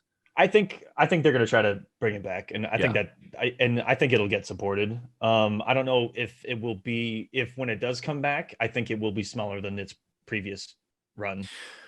Yeah, as it should be. Do you think it should be in this giant arena MGM? Oh, man, that's a tough one. That's a tough call, because it's cool to see it fill up towards the end of the day, but it's all day. They do stuff in the morning, get more people come in. And then they're trying to get their money's worth. And then the whole venue shifts for Sunday to something that wasn't used for the entire weekend anyway, which is and then they close off the other one on Sunday, which I've actually never enjoyed. I've actually never enjoyed the fact that it's because what do I do if I don't want to go watch the top 8s on Sunday? I go to the pool and drink. Yeah. Is what I usually do. But yeah, so now you're dividing up. But I want the option to go play some Mortal Kombat with my friends, which is why I came here. Yeah. Anyways. I just think you're separating the experience. You're separating the energy. Yeah. And I know you're trying to do it to make it a better viewing experience, but can you not set up, or it comes down to budget. Yeah, we'll have the ballrooms for this amount of days, and then Sunday, no more ballrooms. It's good to be the stadium, right? Well, if that becomes a mainstay, that maybe different sponsors or brands or individuals can host their own suite parties or whatnot, but that's just more money on them. I don't know. Yeah. I think that they're definitely going to try to salvage it, though. Yeah, I mean, it's a strong enough brand in the Vegas experience. Yeah, and it's what people outside of fighting games look at for fighting games. True, but I think most of the time, Combo Breaker and CEO every year just started to rival Evo. Things are getting better, but especially back in the day, Evo was the only thing that was really being looked at from outside esports. True. But I do agree, these other events have just set standards in production and organization that set them apart from everybody else. And it really is that simple. Their productions are always clean. Their merchandise is always clean. The events are always well run. Production's smooth. Bang, bang, bang, bang, bang, bang, bang equals a good experience for the player and the viewer. And that memory is going to stick with them, because next time it comes around, they're going to be like, guess what I'm going to watch again? That. Yeah, it's been an honor to be part of CEO and to attend Combo Breaker. Hell, even be a part of it. They wanted me to do the player intros in the awards ceremony. Just show up and do it. I'm like, all right, I'll do it for free this time, guys. But come on. Although you did get a shirt that no one else on the planet can get. Yes, I did. That was pretty cool. And we were all incredibly jealous. Let me tell you. Yeah, Rich hooked me up, but it's the magic of the moment, right? Yeah. Where I want to protect my talent, but at the same time, this is a community that I'm a part of, and it's better to make that community moment. That was more for the fulfillment than the but next time it's like my bills let's build me into the budget, please. Yeah. Guys, my bills still need to get paid. Yeah. As the Joker taught all of us, if you're good at something, never do it for free. Never do it. But no, I'm very proud of what Hadu and JGray and Big E and all these gentlemen that have just been trying and making small steps of success every year and lessons learned every year, and trying to unite together as an entire collective and overseeing each other's dates and not trampling on anybody else's plans. And that type of organic growth is how the fighting game community will be sustainable. It's not sustainable because the developers dictate it or the developers throw the money. It's because people are willing to give their time and talents to grow something that's entertaining. And that's why I fuck with the FGC more than any other video game community out there. I could make more money doing other stuff in other games, but I don't want to because I don't like watching them. I don't like watching other tournaments other than fighting games. They're boring as fuck, except for Counter-Strike occasionally and, seeing some highlights in some other games. Great. But I can't do it. Right here, fighting games, baby. Fighting games is where it's at. Fighting games. But I like to stream. I just like to stream multiplayer. I've been playing some WoW PvP, and that's been fun, wrecking some nerds there. Shadowlands has been fun. But if I feel like I want to stream single player, after about an hour and a half, I go, you should be playing this. You should be experiencing this as the player. And I'll show parts and pieces, but it's almost like, that's why I can't stream any single player content either, is because that's for me to enjoy. Yeah. Really, at the end of the day. And if I enjoyed it, I want to tell you to go try it yourself to see if you'll get that same experience. Not experience my experience with it. Yeah, that's how I feel with single player games. I can definitely see it that way. And there's an occasional exception, but even personally, I don't think I've I ever will streamed the like story modes of Mortal Kombat or Injustice because I'm just like, yeah, stuff like that. But I will find Nah. myself not engaging with chat. I'm just Yeah. more and more engaged in the story and what's going on. Second playthrough, if the game's been out for 10 years, like I'm thinking about doing a Mass Effect run. And just there you can make it more interactive too with the yeah, a chat. lot more commentary over it, more jokes. But I'm internalizing the experience with the writing. Why does this game resonate to me so much? Why is it a masterpiece? Because they take the time with this character. They spent this just looking at the parts and pieces of the dialogue and how it was written so that I could be a better writer of why these characters stand out so much. That I have to utilize the time not only to educate or to entertain, but for me to educate myself. And what better process of doing it kind of like as a teacher, right? Teachers are the ones that learn the most because they have to study the subject matter. So if I'm going into Mass Effect 1 going, okay, this next playthrough for the next 3 hours, we're going to focus on dialogue. What makes this dialogue stand out? What do we think about the delivery? Is there too much? Is there too little? Just focusing on that aspect, I find that's cool. A better motivation for me. And also, let's have the names of the people that did this. Let's have the names of the developers and the graphic artists and talk about like, hey, they did great work here. Greg Fitzsimmons on the level design. Because those people that made those masterpieces, they don't work at the company anymore. They're not there. Even though the corporations are like, oh, it's from BioWare, so it's going to be good. No, it's not. Their last games are shitty. So I'm sorry. That's bullshit. They put out some stinkers. Bethesda's on a roll of like 4 in a row that have just sucked donkey dick. Like, dude, stop lying, Bethesda. Stop. Yeah, come on, guys. If you fuck up Elder Scrolls, I will show up to your headquarters, like peacefully. Yeah, peacefully. I will stand there with a sign that says "Go fuck yourselves." But peacefully and unhappily, I will stand outside. Unhappily, I will be standing out there. Where's it headquartered? That's in are they in Texas? Yeah, Dallas. I will be on your front lines with a churro and a fucking plate of brisket, voicing my opinion. Okay. It's just there needs to be accountability for these executives in these studios that say one thing and it's a total lie. And they release products that say they're going to be finished on the day of release and they're not. That's another lie. They asked me for my money for a product that was not the product that they said. How many, you see Todd Howard come out there and he's like 16 times the detail when he talks about Fallout 76, and that game comes out and it's an unmitigated disaster. Yeah. So it's such a disconnect of these executives talking about all the hype pieces to get the game sold. And then by the time the developers tell them, hey, it's not ready, they've already made the date and it's too late. I remember going to, I don't want to shit too much on Bethesda because I still want to root for the developers to make a good game, but whatever. Dude, and such iconic, series that. Yeah. I mean, they're doing Indiana Jones now with one of these game developers under Bethesda. I'm like, great. Just don't lie. Don't fuck it up. Don't have bad writers. Don't make it bad like you have your other titles. I went to this party in LA. It was for the release of a video game for Bethesda. I don't remember what game it was. It may have been 76, but it was at this like warehouse club, and there was tons of people there that never played a video game in their life. And we're talking about LA culture, models, bumping cocaine off each other's shoulders type of shit. And it's myself and some ESL folks and the gamer folks that show up, and you could just feel the uncomfortable aura around them when we're trying to navigate through, and you're hearing people like, what is this party all about? Like just these super thick LA accents and bleached blonde hair.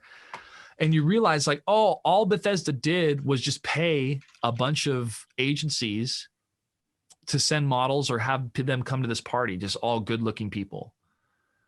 And the developers were up on this stage, and Todd Howard's there with his jacket, and they're kind of dancing around and they're talking and stuff. And then we had a breakdance circle break out, and I start doing some moves, and this other guy did a move and he tried to do a backflip, but he landed on his head. Then paramedics had to come. Unfortunate. I'm like, oh shit, man. That guy got crazy. That guy came in having a time of his life. He was like, I'm about to pop off and get laid. All right. And then he did not anymore. Laid. He got laid out. He got laid the fuck out. But it dawned on me that these people at Bethesda were paying a bunch of pretty people to hang out with to feel cool. That's just Had fucking nothing to do weird. with video games, and I just felt disgusted. It's Yeah. like, fuck, man. Now I get it. Like if you want that ego boost, or you want to be surrounded by people that are good looking after working in a movie studio all the time, but just the sheer attitude and it just it was I've never been to any other party like that. And I don't want to put it 100% on Bethesda, because it could have just been the agencies that they hired to get the models there and whatnot, or the pretty people. But why even do that? Yeah. Why even do that? You know?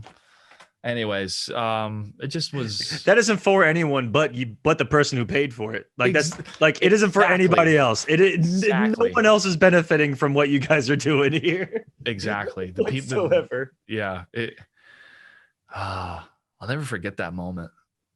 Because I could see them. I'd be pissed. Stage. I'm like, why are they here? Yeah. I'm like, you guys spent all this money on this, and it could have gone to production. It could have gone to your developers. It could have gone to their bonuses. It could have gone to their paychecks. It could have gone to all sorts of shit. Yeah. But instead you had to capture your youth. Anyways, it's something. I don't know, man. Like I even second guess myself being so harsh, because I'm like, well, shit, if I had that money and if I was single and launching a game, I'd like to think I was cool. Hire a bunch of pretty women to go dance on the dance floor. But I'd rather be playing World of Warcraft than doing something like that. Yeah. Like that wouldn't the fantasy or the power grab would think like, oh, I'm getting my rocks off doing this. But you're just chasing a fantasy. It's never gonna come true. You're just chasing this dragon. Mm-hmm. I don't know, man. Maybe that's LA in a nutshell. Maybe that's what it was. I just got to see LA for what it is for a lot of people. Yeah. How's Texas? Oh, dude, it's fantastic. I fall in love with Texas every time I get back from a trip. Like I went to Ukraine for the Dragon Temple, came back, and even though it was in the dead of winter, it was still 70 degrees, and it still is, baby. It's wonderful out. But no, it is just fantastic. You know, the cost of living down here is why I've really stayed, because I've been doing tournaments, competitive Mortal Kombat, full time for 2 years and some change now. I want to say 2 years exactly, actually, in December. It was after the company that I worked for went under. It was Stream Me that was doing Combat Cup War of the Gods with. Yeah. It just went under. They literally pulled the plug on the entire company overnight, and the website was just shut down. But it was a couple weeks after I'd left the company, not liking where it was going. You know, it's one of those things where I'm like, it was a sinking ship that I got everything that I wanted out of it. Where I saw it as was a stepping stone towards what I wanted to do. Yeah. I was like, yeah, it's a risk. It's a startup company that wants to throw a bunch of money at something. They want to throw a bunch of money at me. Oh, the check cleared. Okay, cool. And so did that and got all the experience in the world in doing these online tournaments. And lo and behold, right when the company went under, I tried to go back to a real job. And I shit you not, I had an interview with a sales position. And on the first day of the job, I went, this fucking sucks. And I walked right out. Never went back to another interview. Once I got home from that, I was like, fuck that shit, fuck that guy, fuck all those people. I'm just gonna do what I've been doing because I love doing it. Yeah. And right then and there is when I started going crazy with everything I'm doing now, where I've been commentating everything I can, getting as much experience as possible, learning more things on the back end, you know, slowly learning some of these programs, you know, streaming programs, knowing OBS, XSplit, vMix, everything, learning how to get a production done, having backup plans to do so, you know, different ways of getting feeds, giving feeds, because everything's done online, everyone's in separate places, and that's what it's all about. You know, it's all about getting the feed to someone, no matter what it is, and being able to do cool things off of that. We did, I shit you not, this was if 5 minutes before we went live, it was a G Fuel Mortal Kombat event, and we added in something to the production 5 minutes before going live, which was me I had this idea. It was crazy. I put a green screen on my XSplit feed with a draw feature over it. I sent that feed to my producer through a vMix call, which is built in that program in particular. It can take in a feed. And so basically, I live streamed that to my producer, and he put that over something where I was feeding him live replays, and I was drawing over replays blind on a green screen on one screen. Jeez. And seeing where I was drawing on the live feed. And this was all within 5 minutes before going live, and we actually were like learning how to do it on the fly in the middle of the production. But that's how many pieces had to come together for something like that. And that shit, let me tell you, the fact that it worked and we were just like everything coming together, it was an awesome moment. But like it's like those little things that I've just been, we've just been working on and having fun with and learning how to do things like that, and that are unique and easy and cheap to do. But even something like that, most of our productions look really good, but they're done really ghetto. Like a lot of we do things the hard way a lot of the times, and it's because we don't have the budget to make it easy in a lot of those cases. But still, that's what a lot of people now are still learning to do.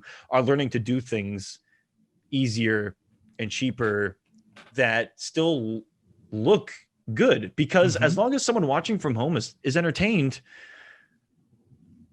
you're good. Yeah. It's fascinating to see that. It's fascinating to see, again, the democratization of technology getting cheaper, easier to use, or people able to disseminate information and guides. Guides. How do I change this setting? Learning is so much easier. OBS. Yeah. Okay. Let me just YouTube it. Boom. There it is. And if I can't figure it out, then I'll play with some buttons or test this out. And almost everyone might have experience. Exactly. In this space. It is really good to know people with a lot of experience. Why go to college for this when you can just get hands-on? Now, I still feel that a college education is important because it can teach you larger principles and experiences that you need in order to rise to the occasion if you meet such difficulties or opportunities. Case in point, back when I was doing StarCraft, another game that I like to watch and play, we were doing the Kespa intros where all these Korean players, these famous Korean players, were coming over to America to play in StarCraft 2. Now, they were famous from Brood War, the previous StarCraft. And we're behind the set at MLG along the production line. And those were awesome shows, by the way. They fucking cannon t-shirts out of cannons during the breaks. Man. I was there. those MLG events were a lot of fun back in the day. Cheap, didn't get paid a whole lot or hardly paid anything at some of them, but helped build my career and build lasting friendships that still go on. And I did my first fighting game event with Tom Brady. We were commentating Mortal Kombat 9 at MLG. That's when I started to get into the scene. I'll never forget, just looking back at how big it was that MLG rally I was telling you about. And then going into the convention center, and it was like going into an underground city is how fucking big it was. And seeing the area for StarCraft be the size of the arena, and then it's like, where's a Mortal Kombat? And we're like this little, PlayStation. We're like this little, we're like this little pocket in the corner that's knocking out Soul Calibur at the time in Mortal Kombat 9. Yeah, and it was just shocking, the contrast in sizes of the PlayStation 3 and League of Legends both shared that same stage, but League of Legends had this triangle stage. When we did the first ever League of Legends tournament, I was the first host for League of Legends in North America when we did that tournament. It was Raleigh, North Carolina, and there was a European tournament that was going on, but it was having some sort of issue with servers, and the replay client or the spectator client for League of Legends was causing some sort of issue or delay. So we had the players play a bit, and then that delay happened. So we paused the game, and then they came to me, first on-screen appearance for any video game event ever. And I detail, hey, everybody, unfortunately, there is a delay, but Here's the current standings between the two players. They're at this amount of gold and this many towers. I can't reveal to them the current locations because they're still in the arena. We'll go back to the commentators. We threw it back there. And I remember as soon as I said that and threw it back, this kid was next to me and he looked up. He's probably like a 13, 14-year-old kid. He goes, wow, man, that was really epic. I go, thanks, kid. And I go back to backstage and the production line whipped their heads and looked at me and went, yeah, that's what I'm talking about. That's it. Let's go. So, because they didn't know, they hadn't seen me perform. And I came there fantastic as a cameraman, but I always brought my suit jacket because I'm like, you guys need me on camera. You're going to get me on camera. And then as soon as I did the League of Legends host, they're like, okay, you're doing StarCraft 2 now, our main game, which is what I wanted to do. Nice. That entire experience gave me all sorts of life lessons in real-time scenarios, like BattleNet's down. We have to interview somebody, come up with questions, do this, do that, and be on the fly. Things that, I went to school for, but the only way you get better is when you do it in real time. Yeah. So when you are able to cultivate an entire experience like that and become a professional, if you're up against the clock and you have to do something so crucial or last minute before your production and or you live nail it, or live, all those years of experiences have prepared you for that. That's why you're able to do it in the moment. You can't buy that from somebody on YouTube. It takes going through those moments, and they are the biggest tests of your life when you are live with a show and everything that can go wrong has gone wrong, and you still got to keep these people entertained and finish whatever the fuck you started. Good luck, have fun. Yeah.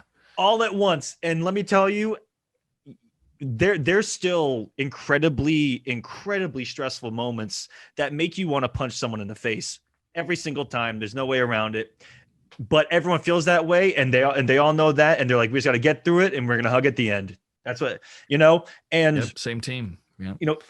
Every time you buckle down and get through those moments, it does make it a little bit easier in that it's a lot less of an initial hit, and it's more of a you get into the resolution phase a lot quicker. You're like okay, because you either know what to do or you immediately know at least something's wrong. Let me just switch modes real quick and get into kill time on the mic, get a little more talk going, no dead air, little just like little things over time that make those moments look effortless for the viewer, but on the back end, can catch people off guard.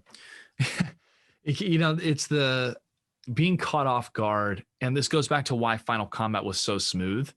It's because everybody that was a part of that show has been doing this for so long now. Yeah. That what to expect. You've planned, you have contingency plans and you have backup plans even before you turn a light on in the space. And it's great to work with professionals like that. I'm always excited to see Walter, Willie P or others when they're a part of the production. So I go, we're going to speak the same language. Yeah, exactly. We're going to speak the same language. And that is how this community has had success. It's because people like Walter, people like you, and a variety of others that are these unsung heroes that have to deal with the mountains of time on phone calls and with the higher ups and getting budgets and brands approved and dealing with all the logistics of making the show happen from a production standpoint and from a player standpoint. I know how hard it is because I was that person for the Pro League and be talent. I remember somebody said to me, hey man, you're lifting a lot. You want somebody else to host? I say, find me a better host and we'll hire him. Yeah. And the guy just looked at me and said, nothing to say. It's like, yeah, that's right. I'm doing this because I know I'm the best for this show. This isn't an ego thing. This is a producer thing. And if you guys are watching this looking for a Mortal Kombat host, Joshua Gray. Here we go. All right. Stamped and approved. Anytime. Yeah. Hire this man. But it was fighting for what's best for the show. Mm-hmm. What's best for the show. If I had a great host that could handle all the stuff and knew the players and I could focus just on production, absolutely, I would have done that. But to have that type of person that knew the game and could fit in the budget that we had, Yeah. I didn't know that person existed. They were already commentating, or Yep. he was my technical director. You know, they were already filling that space. Um, the the entire body of work that you and I now share is something to be super proud of. But I can't just rest on my successes. Even though I wake up in the morning and be like, "Hey, I'm the only guy that brought Video Games Network Television," or I shouldn't say just me, my team did. That's not going to pay my bills. That's not Right. going to impress a future employer, because that happened like 4 years ago. They need something that happens today. But that's the nature of success and the nature of entertainment. You're only as good as your last project. Yeah. And sometimes it's difficult because I feel, can I never be satisfied? But Yeah. the yin and the yang to that is your continual pursuit of doing the best you can with whatever any project comes your way. That is your satisfaction. Yeah.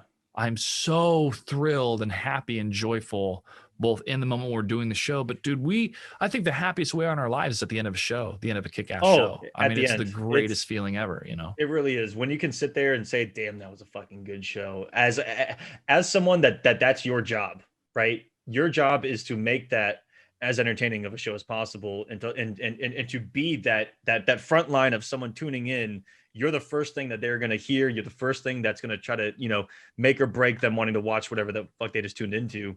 And if it's entertaining, they're gonna go, "Oh, this is pretty cool." But if they go in and you're, not entertaining, that's obviously gonna, I think, reflect on them. And yeah, those are wonderful moments getting together. There's no better feeling than going to the bar after an event and just having a drink, being around everyone that you did the show with. That's a very special moment. And I always go back to the first Injustice Pro Series finale, where they had the open bar at the end. And it was all of the players had like hit it first, and then the production crew came in and hit it, and everyone taking shots together and just talking about how awesome it was, how fun of an event. And it's like that after every single one. Even when you go through those hardships, it's that feeling of still having done something together.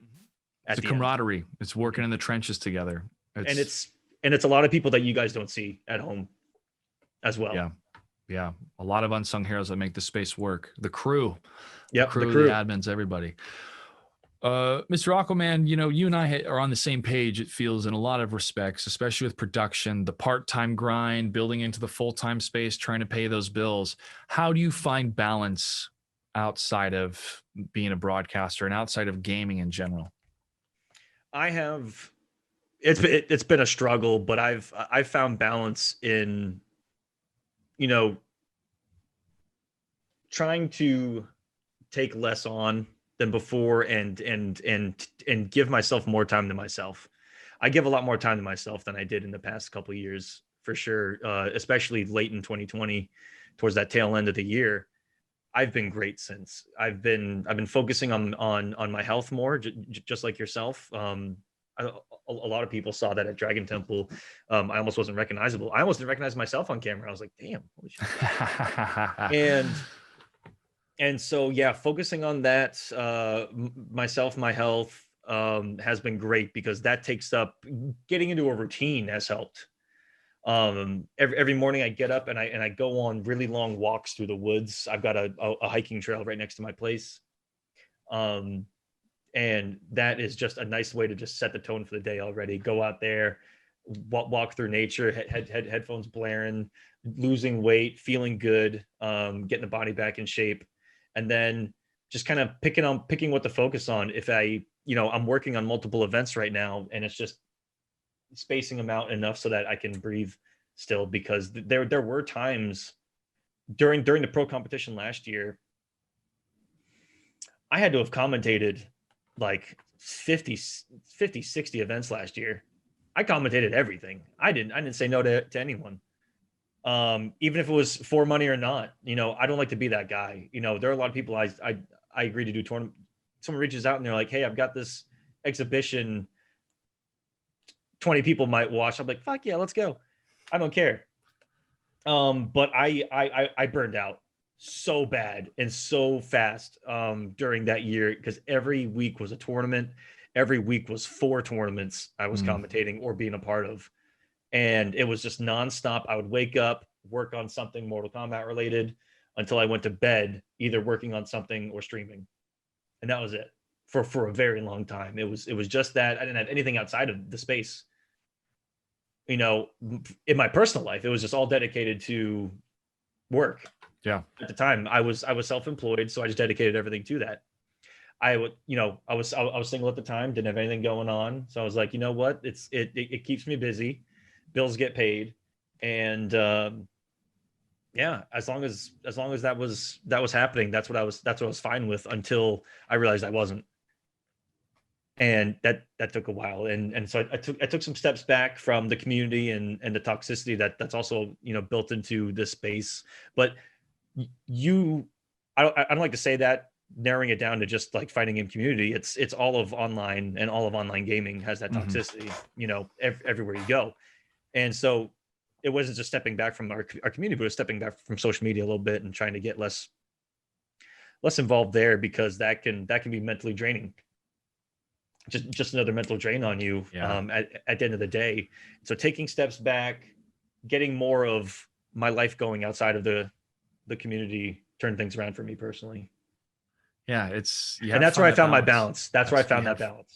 You have to find it, or because it wasn't there for a long time. I was purely dedicated to the scene and the work. Yeah, and you think, this brings me so much satisfaction, more of it's going to bring even more, right? No. Yeah. At first it seems like it, but then you realize, oh, I'm out of balance. And you're missing out on a lot of stuff. Mm-hmm. You truly are. We've missed out on so much this last year that I'm sure everybody is ready to go back to a concert, this or that, but it's going to take so much time.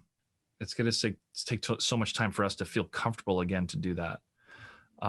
Which is why I think that I don't know if we're going to have any live events this year. I don't. Yeah. I hope we do. But as I said earlier, when I first heard about a pandemic was coming, I thought about what happened 100 years ago, and they dealt with it for 2 years. So hopefully it's less because we have better technology, but I just don't know. So I'm trying to do the best I can with what I got. Warner Brothers doesn't know. I'm grateful that they haven't contacted me saying like, yeah, we're planning to do an event in a month. Like, no, that stuff's happening because they know what's at stake if something goes wrong. Mm-hmm. So it's going to be a while, but we're seeing great tournaments, fun content, and a number of different voices and different channels showcasing some great gameplay. And overall, that's the best thing for the game. Yeah. Is it keeps staying alive. Go ahead. And keep it growing. I've seen such a lack of push from the people in our community that have a lot of pull, that have a lot of say, that there is not a focus on simply growing the community.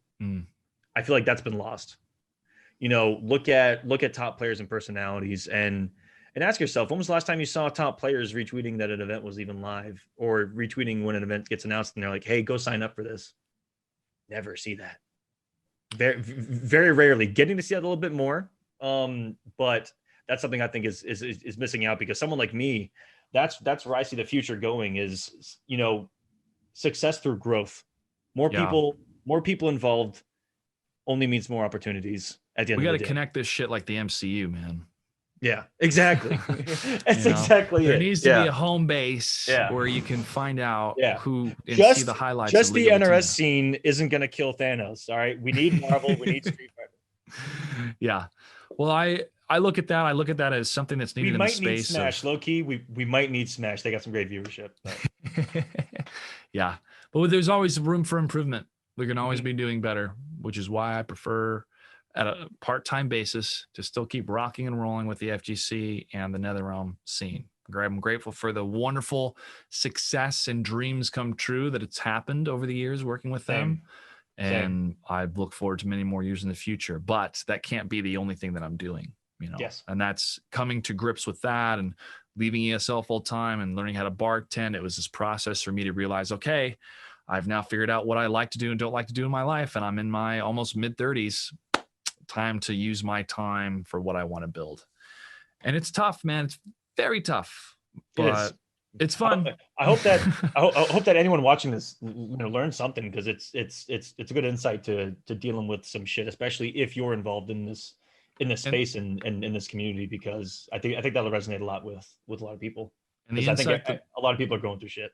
yeah, I mean, absolutely, man. I mean, just learning that the world you thought it was isn't what it is, Mhm.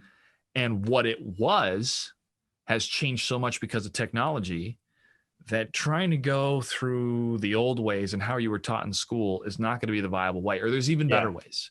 And it's coming to grips with that and realizing so much has changed that the authorities that told you one thing back in the day doesn't apply anymore. Mhm. It's a fun adventure. It's a fun ride. And we're in a time where it's a race to be one of the first people in, as far as what's going to be that like next hotness. And so far right now it's these online tournaments. And that's why I said, being in a good position, you know if anyone thinks of online Mortal Kombat tournaments, I'm right there, because I've done that, and I'm like, oh, lucky me. And again, coming kind of down to that luck aspect of it, Yeah. if I told you the entire journey, yeah, sprinkled in there are some moments where it's just like, well, you just happened to be the guy that was there at the time, lucky son of a bitch. And I'm like, I'll take it, thank Well, you. yeah, the luck is real, but here we I are. believe in good karma. I'm a pretty good dude. I try not to be an asshole. Usually good things come to me, I believe it, man. you know. I believe it. So, Mr. Aquaman, what's next for you? um that is the ultimate question, I guess, of this entire thing right now. I feel it's trying to do what I love. I'm trying to do everything, but I am finally betting on trying to create something truly sustainable. This is my first time attempting something at that, and that's where I feel that the next step is. And I think that you're kind of on that same wavelength, Josh. How about you? Yeah, it's I'm trying to do this 420 digital festival, have people chime in. I wanted it to turn into this like music video extravaganza with different artists and people here playing the game, but because the pandemic is still up front, nobody's going to want to commit to that. I can't commit to that and commit to their safety at the same time. So pivoting those things to go digital and see what it looks like. It could be as simple as I interview and shoot some cool music stuff with these two artists, and then you and other people chime in and we smoke weed and you teach me how to play Mortal Kombat better. And then we There you have go. kind of more people join, and then at the end we start smack talking each other and we start throwing in money fights.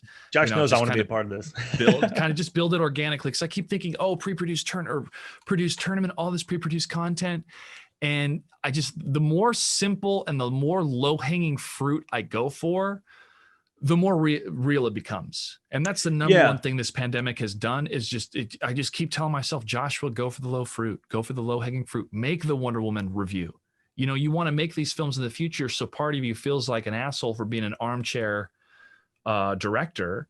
But if you're able to articulate the things that you love and the things that didn't work as a teacher, then you're going to incorporate that shit when you become a filmmaker. And why not build your YouTube channel on top of it? So a lot of the pitfalls and struggles that I had of, I don't want to talk about people's art, I want to make art. Yep. I realized I can do both. Mm-hmm. I can walk and chew gum at the same time. And that has been my path to move forward, is okay, build my content, still talk about entertainment. If I'm not making entertainment, I'll talk about entertainment, not like a tabloid, but like a producer, like a performer, like a creator. Here's what was great. Here's what didn't work.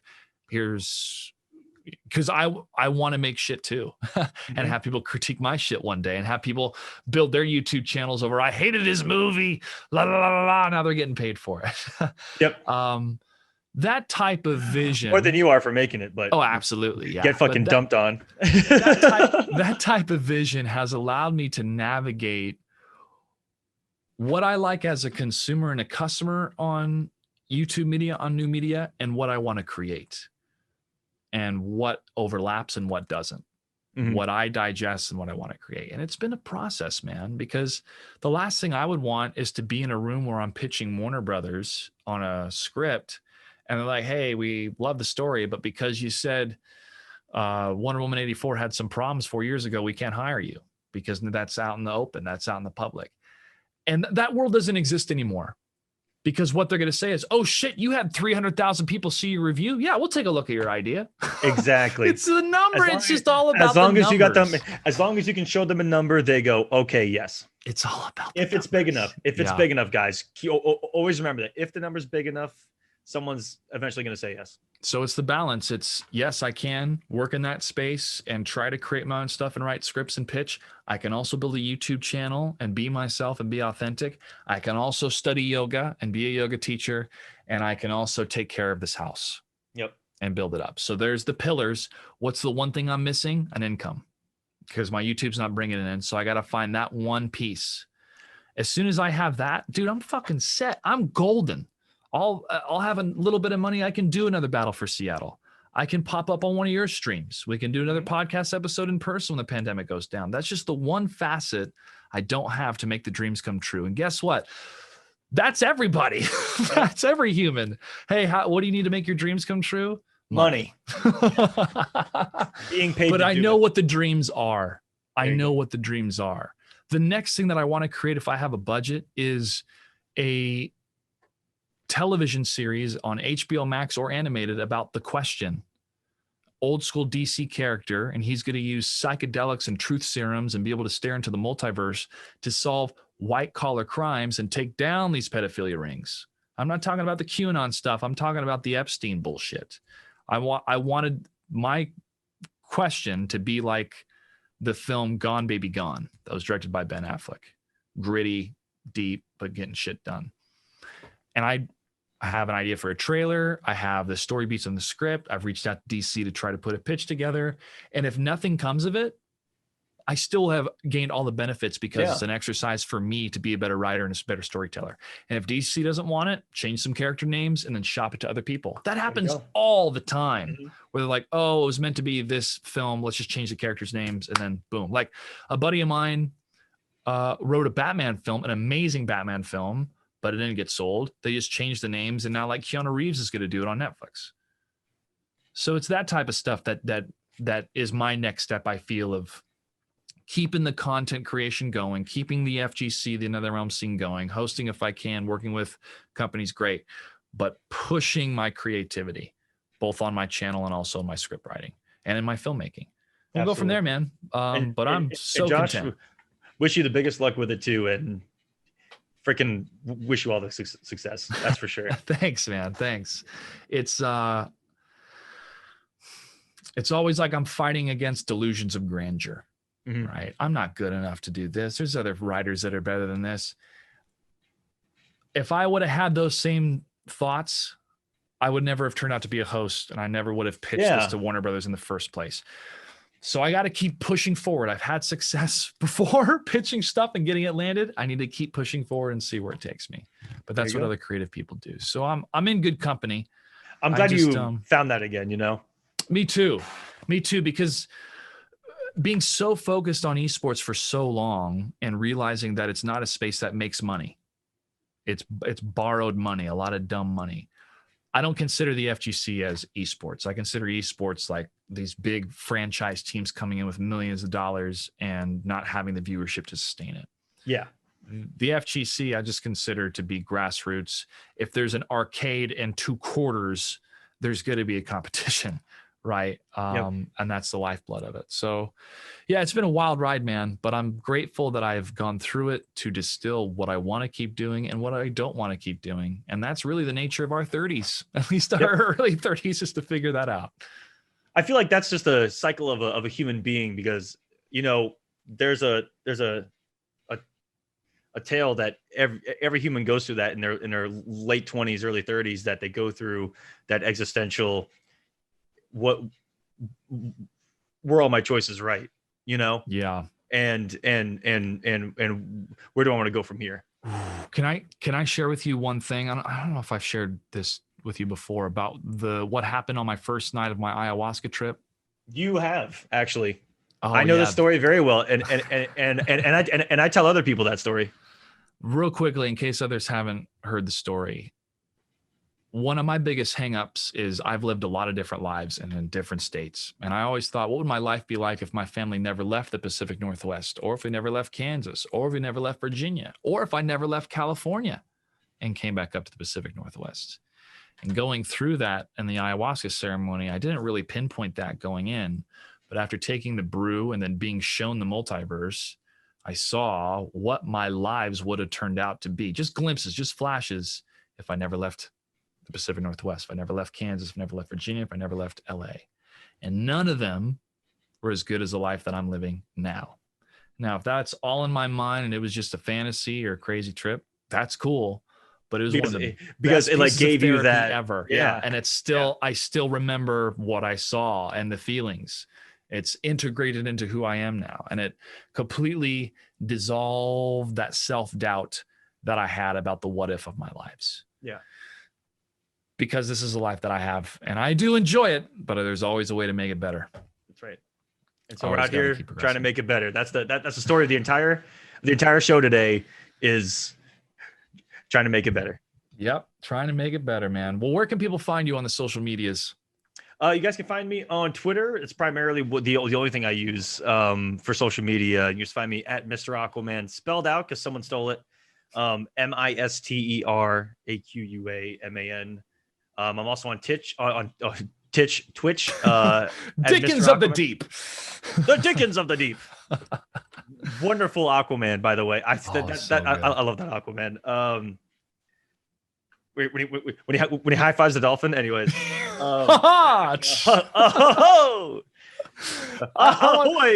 Ryan, whenever the world opens back up, I want to invite a couple people. I want to get like you, the twins, Ultra David, Arma, and just have like a council sit down and talk about everything, and then smoke a shit ton of weed and watch that series.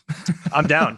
I'm honestly 200% down. And make it a retreat. You know, you already know this. Set it up, and I am there. Show. But we're talking about Harley Quinn, the animated series, by the way. Harley Quinn, the animated series, which we were a part of the world premiere for at Final Combat, baby. Yes, we were. That's pretty cool. The world premiere sneak peek of season 2. Yeah, so people can find you on Twitch. Yep, Mr. Twitch, Aquaman. Twitter, YouTube as well. But honestly, just follow me on Twitter, and I try to be as active as I can there, and everything else kind of falls into place as far as all the events I've got going on. And I try to retweet everyone else doing events as well as much as possible. There's a lot, but I would say that following me is a nice way to see what's going on in our space as much as possible as well. But that's where you can find me, doing my thing. And yeah, Josh, thanks for having me on. Well, thank you. We have had quite a great conversation. And once again, it's very both relieving and empowering to have somebody that understands what you're going through. Yeah. From both a professional sense and a personal very relieving sense. Yeah. And so hopefully those that heard this conversation can feel a bit of that relief as well, is that you're not stuck on your own island going through this. We're also going through this, and we're fighting for a brighter future whenever that's going to happen. So thanks again, as always, for tuning into the JGray podcast. You can follow me on all the social medias, Mr. Joshua Gray. I'll see you next time. Good night and good game.